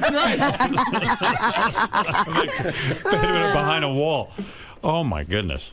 I think Ronnie tried to get some at the wedding. Did you? Really? What? Did you try to have sex at the wedding? With who? Steph. No. No, he was being suave, Rico Suave. Hey, I was good, man. Yeah. In the bridal suite? Did you hear my poem? Was awesome. The poem was horrible. You wrote a poem for the wedding? Did you see You know what, man? You know what's funny about Why you? is it horrible? I'll Why tell you was why. it horrible? Because Richie and Rachel are actually really close friends of yours, and they asked you to make a speech, and then you make this speech, and you read this poem that, first of all, look, I told you, when he wrote me the original letter to be my limo driver, Yeah. I told you it was like in large block letters with like crayon. Oh, stop it. You're so full of shit. You wondered if he was Look at old it. enough to Look how he drive. writes, Robin. Look at that. There's It's a ransom Oh note. my God. Yeah, it looks like a ransom note. This is the poem that Ronnie read. Oh Yeah, my God. so what's wrong with It's it? written by like a 4-year-old. That's the block Wow. writing like what a 5-year-old writes. It's like. a poem. Wake up is one word. Yeah. Atticus, you stupid ass. There's no spell check with handwriting. Right. Hey, jackass. You can't afford to talk about anything. Why? I You recorded. just stand there. I was still good enough to do my job. I recorded your speech, so stop it. Yeah, and then you fell over on the floor. I did not. Yeah, here's John Lieberman. Wait, we'll get to the Lisa G-isms in a minute, but here's John Lieberman drunk at Richie Wilson's wedding. Let me tell you about Lisa G's book. I think it's fiction. And fiction means made up. The sex part is made up. The cookie part is real. I deal with facts, Sal. And in the past year, I have not heard any factual information to indicate that Lisa G has had sex. This is what I'm telling you. She talks about her cat and she talks about cookies. This is all I can tell you. Perhaps, let me finish, Sal. Perhaps she has hidden these sex stories from me. By the way, you yell when you're drunk. Doesn't that hurt your voice? I mean, you're a professional. No. Let's be clear. It was loud in there. You know, you're not getting the full context, too. Yeah, uh-huh. They were lobbing up softballs to me and egging me on when I was in a slightly inebriated state. Wait a minute. So, when you're lobbed a softball, you hit it. And Nothing I said was not factual. Number one. What is it, JD? What do you want I was to going to say, he said he was able to do his job. Later on in the night, when Stephanie caught the bouquet, he was so out of control, he couldn't ask a simple question. I had to take over from the interview. Play the clip. I was interviewing Stephanie about marrying. You know what? Calm down. Hey, Ronnie, calm down, Ronnie. First of all, number one, I wasn't there to work. I was there as a guest. JD, Thank you, what Richie. happened? Number two, I'll explain what happened. One second. Let JD get in there for a second because he seems to see it differently. Well, he was just standing. He was with his microphone, like slurring his questions to Stephanie. I was like, "Hold on, just give me the microphone. I'll ask so Stephanie." You were more question. articulate than John A little Lieberman. bit. And you were not able to do your job. I have the interview. I was interviewing Stephanie Fine. He grabs, first he slaps me on the ass with his hand. Then he grabs the microphone out of my hand and says, I can conduct this better, and starts interviewing. Listen, you have the clip. No, I don't. Look at him. Oh, I love how All he's right, talk to me about Lisa G-isms because John complains that in the newsroom, and you complained of this too, Shuli. That This is why we started Lisa G-isms. All right, go ahead. So it's quiet newsroom. Everybody's doing their job. Right. And then you hear stuff like this. She's grabbing her shoulder. She goes, I have baker's shoulder from this weekend from baking so many cookies. So these are statements. They're not even questions. And then she waits for everyone to talk. Yeah. The Today Show needs their own channel. Okay, there's one. What? Yeah. I'm like the white Omarosa. There's another one she threw out. You said that? I'm the white Omarosa? Yeah, I'm trying to think from maybe with the whole Richie thing with the original invite list. I'm not sure. I don't remember when I How's said that. Jason's back hair? Have we done an update? Say what? I need to decompose. I meant decompress. That was actually a good one. God, I don't think Ryan Seacrest sleeps. And neither does Lisa with these fucking questions. Right. It's 3:00. I'm thinking about dinner already. Wow. True. This is all stuff she throws out there for us to. I love it. I'd read a book of that. Those are great tweets. And what's annoying to you guys is there's a certain crunch time in the newsroom where you guys have to get all your stuff together. And I guess Lisa just keeps throwing these things out while you're trying to concentrate. Yeah, like we have stories that fall through. I got to come up with another story. And then in between that, I hear, I just bought flavored seltzer water. That's great. I'm living my own reality TV show. What can I say? She keeps us on our toes, that's for sure. What about the accusation John made in his drunken stupor that your book is mostly fiction because there's no way you know about sex or Right. cookies? I mean, cookies you know about, but Right. sex you don't. What is this book going to be about sexually? I mean, you're not someone who's known for their sex advice or their sexcapades. Is this many years ago, or is this current? Well, I was young once, and yes, there will be stories. It'll be fun.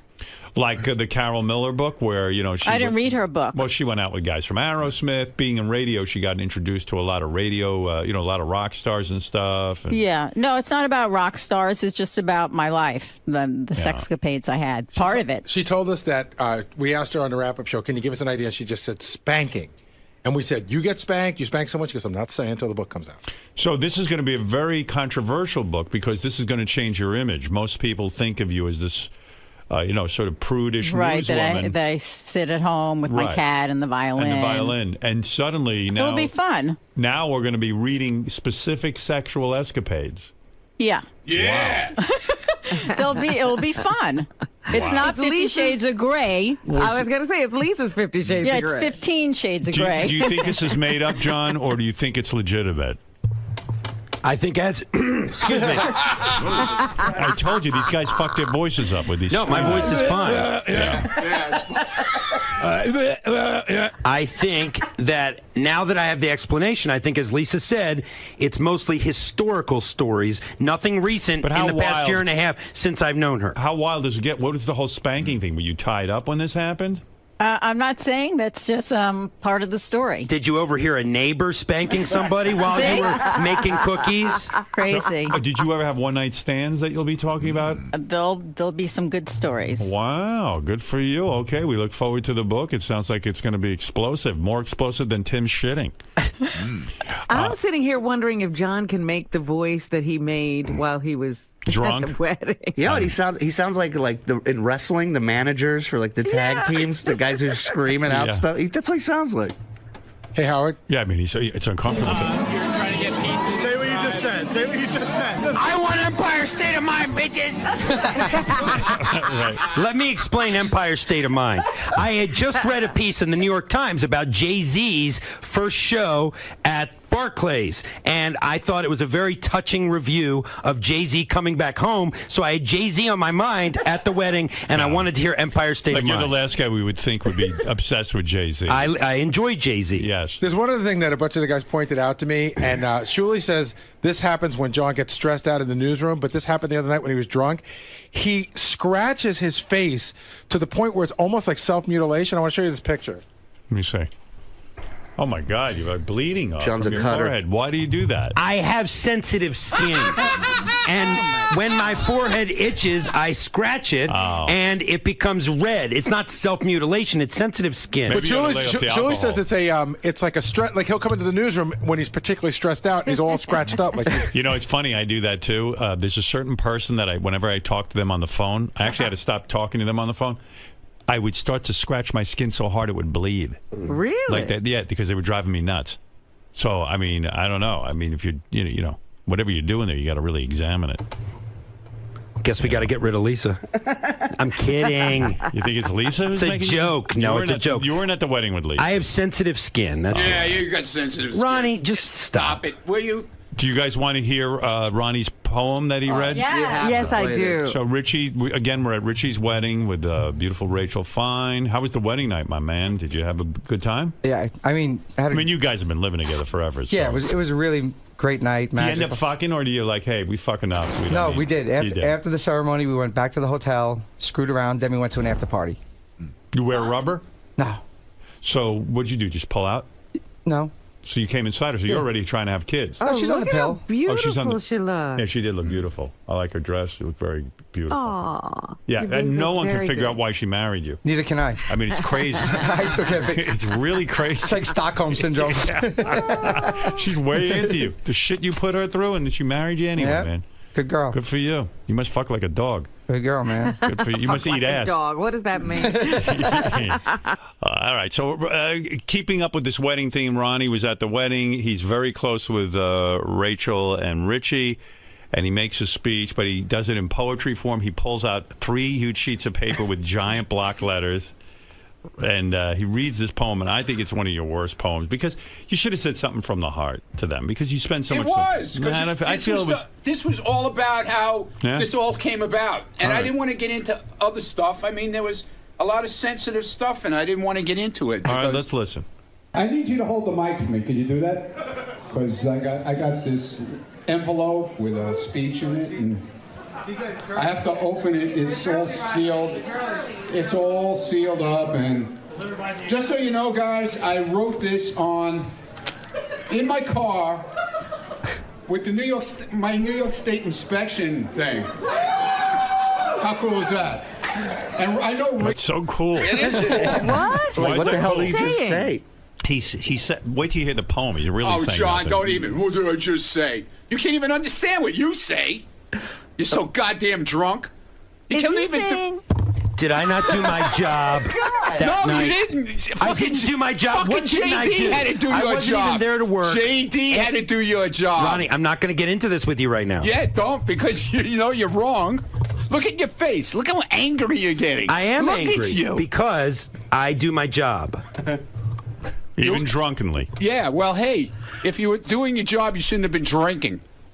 I was You there shouldn't have as been a drinking. guest. I wasn't even there Well, to you work, just said Ronnie. you're doing your job. What I meant was, Well, then shut the despite fuck that up. I was Shut the there. fuck up, All right, dude. let's get to the poem. Let's The get to the fuck is poem. wrong You're with you? upsetting your sensitive skin. Calm down. You're going to start scratching. Calm down. No, really. Is Ronnie telling us where he wrote the poem? Is that what he was just And he goes, how saying? cool Yes, is that? ma'am. He wrote it Origins. at the DMV. Wow. Meanwhile, this is heartfelt. He has a plug in it 2 seconds into it. Right. All It's not a best plug. It's poetry the actual comes from- story, moron. All right, here we go. crap in her pants right now that I'm gonna mess her up, and her family's gonna have heart attacks Oh, right he's such a bore. now, and they're gonna fall on the floor. But you got Ronald tonight, just so you know. You got Ronald, all right? I would never do that to you because I love you so much. Poor people at this wedding are being held hostage. Stop it. They all came up to me after and said how great it was. Yeah, I bet they did. They did. You got Ronald. You're one of our, Shut you're up. our best friends. Stephanie and I love you to death. And Stephanie, could you hold that for a second? I got you, baby. I got you. I am going to pull out the finished product, and I am now going to read that from across the room. Yeah, well, He's when pulling you get out a old, you can't see masterpiece. good. So you got to see, Yeah, this is his Picasso. All right. It's called The Road to the Wedding by Ronnie Mund, 9/29/12. You wake up one day and you say, this is going to be the day. You call Steven Singer. You wake up one day and say, this is going to be the day. Day does rhyme with day. You All got right, that goodbye. Come on This now. is going to be the day that the days of the day. And then you say to Steven Singer, what? Let's Wait a go. minute. Here we go. Okay. Stop interrupting it. Sorry. I like Steven Singer. Let's hear some Kip Winger. All right, so you call Steven Singer and you say... Hey, buddy, I'm on my way. Into the Mundmobile and onto the road we go with Howard TV in tow. It's off to Philly we go. A serious talk along the way, sharing our thoughts about the past, fun and sadness we've had the years till today. What? So it's down on your knees with a ring in hand. You pop the question and hoping you don't get rejection. Oh my God. Whoa! What happened? Question rejection. Oh, here we go. So I guess he said yes, because here we all are to raise our glasses and to toast Richie and Rachel on their day of celebration. Now take off your bra. We love you guys. Wow, that was heartfelt. All right. Yeah, beautiful. We love you so much. We wrote a 5th grade poem. No more for you masturbation. Welcome to the married nation. Now go take a honeymoon vacation. Walt Whitless. I mean, say something from the heart. What is that nonsense? So off to the Mudmobile we This go. is no emotion. Can I tell you why your poem is no good? Can I tell you something? Can I tell you seriously? Hold on, dude. Yeah. Hold on, dude. Hold on, dude. Hold on, dude. What? Dude. Hey, Hold on. Can I tell you why your poem's no good? All you're doing is reciting the events of Richie going to get the ring. That's what it said. But in other words, Road it's like, to the wedding. It was like a newspaper report. We went on the road, we got the ring, and here we all are at the wedding. It's a boring fucking poem, and it's a bad poem, and it doesn't have any emotion. How about saying, you know what, you guys, you are my friend, and now They know that already. let's hope your relationship. What's never... wrong with you? I wasn't the best man. The best man had made the speech already before No. me. Who was the best man? Angelo, his friend Angelo. No, Okay? that guy. So calm down. I love you I don't both. get it. You are my friends. Now, Richie, You go don't get lick it. Rachel's I don't hind get it. end. Robin, you be quiet, all right? Did you lick some ass on your wedding Nah, night? didn't You do that. lick ass? Didn't No. do that. Wasn't that drunk. Yeah. You should let Ronnie stand in. He would have licked her ass. What are you looking at, Let Lieberman? me show you how You're an it's done. angry person, man. I'm not angry. You're an angry man. I swear to God. Gary's got a picture of you at the wedding. You got with the things on your head where you rip your skin off. He already showed it to I Howard. know, Why but don't you you're listen? But you're angry. I'm You not gotta- angry your at face. all. You got to look at your face, man. It's angry. Well, all right. Anyway, it sounds like there was a lot of hijinks and fun, right? Right, Shirley? I just love that he committed the word Mundmobile to paper. Stupid read ass. it in front of people. It's off on the Mundmobile. It's immortal. And then he signed the poem too, like an artist. There's like a little signature right. on the top. That's right. You gonna frame it? Of course. Salvador Dopey. And everybody will say, is that something your kid wrote for you? You wake up one day. I don't see you writing anything, Robin. Shut up. She's got a book coming I'm just out. talking about the don't look care. of it. You don't care. She's writing plenty. Oh, good for her.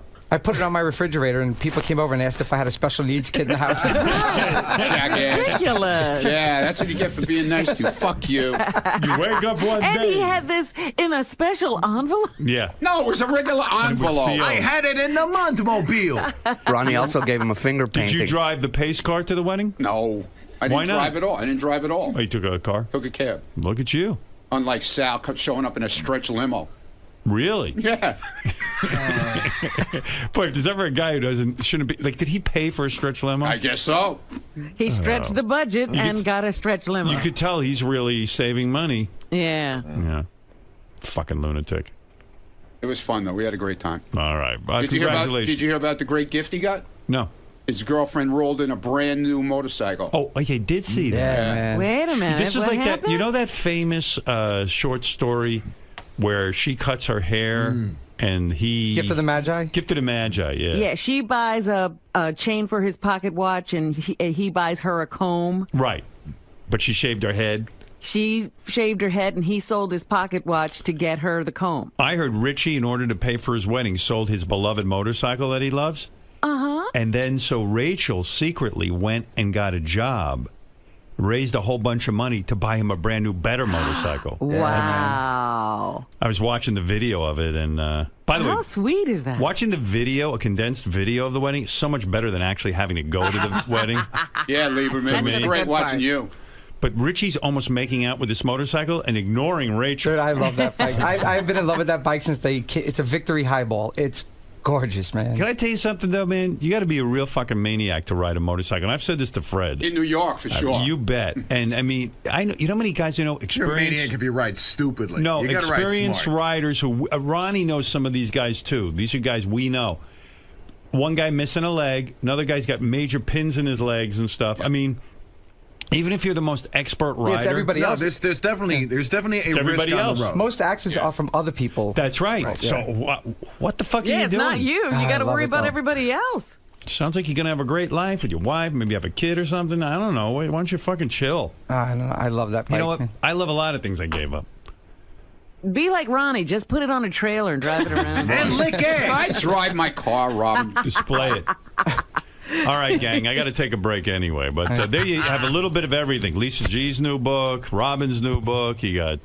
my poetry book. Yeah. What are you going to say, Lieberman? God. You got more to say? I'm just saying, Richie, I'm sorry if I took the focus away from I you got and a text Rachel. at 7 a.m. the next morning. Me too. Big thing. I'm so sorry. Me I'm too. so sorry. Why did I Lieberman. get... He apologized to me. Why'd you apologize to Ronnie? I apologize to anybody who I thought I might have offended with. I didn't want to take the focus away from How many Rachel and drinks Richie. did you have? I had a number of drinks, but Howard, I do not drink frequently. This is what I want to tell you. You can't just get a buzz. Sometimes it's just a release for me. I'm sorry I used your wedding as the release. But why do you have to drink? Why do you have Robin, to drink so I made much? a mistake. This is what I'm saying. I made a mistake, and it was a release. I'm sorry. Richie? We had beer there. It's called Allagash Curio. It's aged in bourbon barrels, and it's like 13% alcohol. Right. It's not like a 3% Budweiser, and it knocks you on your ass, and you don't expect that. So if you have 3 or 4 of those, you're hit. Well, he was drinking vodka. You lush. Yeah, but you did the same thing at the Christmas party. So what's the problem? What's going on? Uh-oh. I just said that I don't drink frequently, but occasionally when I go to events, I will have too much to drink. It's so a release. whenever we see you drink, It's a release for me, I heard you and I'm drink a sorry. lot more than that, dude. That's not true at all. I heard. I never drink at home. I never drink during my work week. Ask anybody who knows me. So you're a binge drinker. I work 15 to 16-hour days every day, Take it easy, and man. drinking does not get in the Here he way of goes my again. life. Take it easy. does it Relax. bother you that your girlfriend is hiding? She's embarrassed. Denial's the first sign of a problem, John. Yeah, John. All I know is you're a Fred Norris type drinker, because that's what Fred used to do. Yeah, I learned He my fell lesson. flat on his face over at Holy Scores. Right, almost died. Go to the hospital a few times, you'll learn. Will you consider getting help, John? No, I don't For your need problem? I don't need help. I'm not going to drink at functions anymore. I see. Liar. Christmas parties Now in 3 you're no months. Oh, I know you'll be drinking at next Christmas party. You or can whatever. drink at the Christmas party. That's the one time. Look, you got a smile. He's smiling. He's happy. You're He's gonna be happy. drinking. You lie. You say you won't be drinking. I just said I'm not going to drink. I'm not going to drink. When we go out to dinner, you're not going to have a drink anymore? No. No? The night we went out to dinner, you were pretty trashed up, too. I do not go out often, is what I'm telling you. Oh my God. Where will you drink? I really don't drink much. I don't drink frequently, so I don't know. But you need a release every once in a while. So where are you going to drink? I don't know, Robin. As soon as I figure it out, I'll let you know. Will you smoke weed or No, I've never done any drugs. I don't do drugs. Let's see. All right. Because you couldn't get more messed up than you on alcohol. I mean, it's just so great. He's the office drunk. I never would have picked him. Say what you just said. Say what you just said. I want Empire State of Mind, bitches! Off the record, come on. Off the record, I want Empire State of Mind! Sal, I want Empire State of fucking mind! Yeah, fuck him! Hey, John Lieberman, what do you think of Jameson liquor? Never heard of it. You fucking pieces. I'll kill you. Are we playing Empire State of Mind or not? Does this guy have a fucking... I asked for I did. I asked for Empire State of Mind. Who would have thought John Lieberman would be the fun guy at the party? Who would have thought he knows anything about Jay-Z? Yeah. You look at this guy. It's weird. You were doing so well after the Howard Stern show. What happened? I want to come to Not that far off. You know, want to help my you. goodness. Help me? You're going to be okay? Are you going home? Miss Ham? All right. What? Well, John, there's still a little way to go. No, I before was you just like going to that. say, you know what? The truth is, too, outside of here, I deal with a lot of families of missing and murdered kids, and maybe this is my release a little bit. I mean, Shuli knows. I work very hard, so that's all I'm saying. Right out. You know, in the newsroom. He always, I work real hard. Because he was overseas in Iraq and I think Afghanistan. He did like some war coverage. So We're he's looking like at a still little- shell shocked from it. So in the newsroom, anytime you ask him a question and he has his headphones on, he doesn't hear you and he freaks out when he calls. So I go, John, did you get that story? And I'll say here, and he's like spinning around me. So I have an air horn in my desk drawer that I keep, and every now and then I shoot it off in the newsroom just to watch if his feet are up on his desk. What a newsroom it is. I mean, between Lisa and John Lieberman, Shuli. When I was in Iraq, I got horribly close to being blown up with Is an that true? IED. It's 100% true. 2004, the vehicles, 3 vehicles in front of us, which was a New York Times vehicle, an IED exploded. I was within... Will you stop? This is serious. I know you've never done a serious day of work, but I have. Is it true you were drunk during that? No, I never drink when I work. Yeah, it's real funny when people are getting blown up with IEDs. So I still hear those things go off sometimes in my head.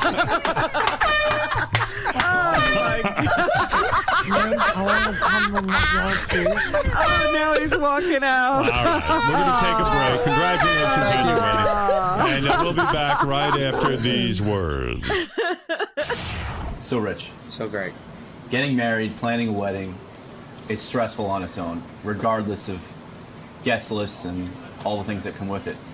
You have another layer added on top of your big day because it's the Howard Stern show, and some of the people around here are not exactly normal or level-headed at all times. Add alcohol into the mix. Exactly. So what are your thoughts about the overall behavior of your guests, specifically your coworkers? I have no problem with it because you never want to hear somebody say, man, I was so sober at that wedding. I had a great time. You never hear that. All you hear is, man, I was so fucked up. I think I had a great time or something like that. That's what you want. That's the whole idea of the wedding. You want people to have fun, let loose, and just have a good time. Lieberman was apologetic all day yesterday after the wedding. I didn't care. He was fun. As long as nobody was offended or complained, who cares? I'm glad he had a great time. I'm glad he made an ass out of himself. I'm glad we got it on tape. That's what you want. Like, I'm glad Ronnie made his speech. I actually had, this didn't get out on the air, I had a female MMA fighter there just in case Sal got out of control. I was going to have her beat the shit out of him and drag him in the back and put him to sleep. There was like this really good-looking girl, but she was Diesel. And she was told, that's the guy to watch. If he whips his dick out, put him to sleep, take him out. And that was her job for the night, was to follow Sal around and make sure he didn't fuck up. So you took precautionary steps based on some of the track records around here. 100%. Look, my family, they don't give a shit. Rachel's family is a little conservative, so I didn't want Cox getting whipped out and Sal making comments about women's tits or anything like that. I didn't want that. Right. I wanted people just to have a good, sloppy, drunk, fun time, though. And I think I achieved it. And, Lieberman's tape is evident. And look, we have a new office mess. It's John Lieberman. It's our straight, hard-edged reporter is a fucking mess when you put a drink in his hand. Love it. He's become the subject. You know what he is? He's like, what's that movie with Kim Basinger, Blind Date? Yeah. And a drink or two later, and all of a sudden, he's out of control. That's Lieberman. And plus, you put Lieberman and dancing together, You get like the Elaine Seinfeld, like he does like the Elaine shit. He's a wreck, and that was one of the main reasons why I invited him. I was like, Lieberman is a fucking party. He's a party, and I love the guy. And if I have another party, he's the first person getting invited. He's the first guy on that list. Awesome. Congratulations. Thank you, sir. All right, man. Mazel. Yes, Greg. John, what happened to you at Richie's wedding is something that many people in the workforce experience. I mean, you go to the holiday party, you tie one on, and you wake up the next morning and you don't know what the reaction is going to be like. What was yesterday like for you? Because the wedding was Saturday, now it's Monday. You had a little bit of a day. You had a day to think about it. I woke up and first thing in the morning was I sent a text to Ronnie, Sal, and Richie and said, and High Pitch Mike, and said, guys, I'm sorry. I didn't want to take the focus away from Rachel and Richie's wedding. That was what I felt worse about, because I didn't want the wedding to turn into something about me.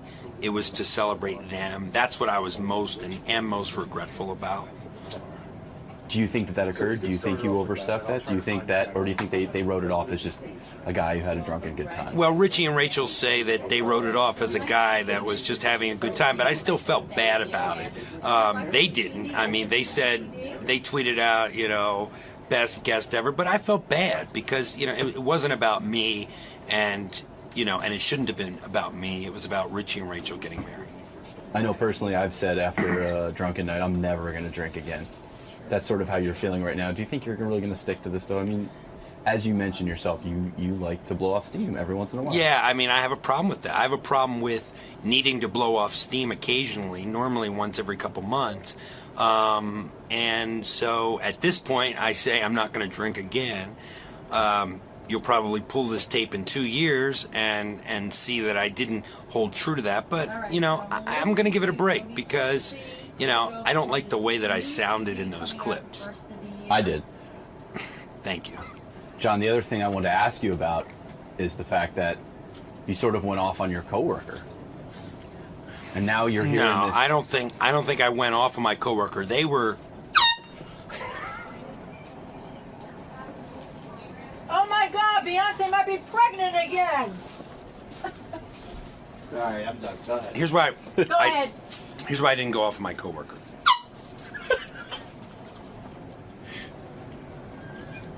This place is about honest. Mohan got arrested too late. This place is about honesty. Everybody prides himself on being honest. I didn't say anything that I haven't either said to Lisa before or has been said on the air before. I mean, she reads the post. Dude, stop it! We're in a war zone, John. Stop, quick! Greg, I gotta be honest, man. I've never worked at a place like this, and Sorry. Here's why I'm most mad at myself. Sorry, that's my minigun. Here's why I'm most mad at myself, seriously. Is that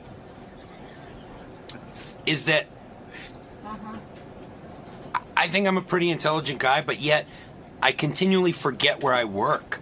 And that's really my major problem. I continually forget that I work. Despite being what I think is an intelligent person, I continually forget where I work. That I work at the Stern Show. That everything's under the microscope. And that's how I make my living around here, is by scrutinizing everybody else. Dude! Greg, back to your question.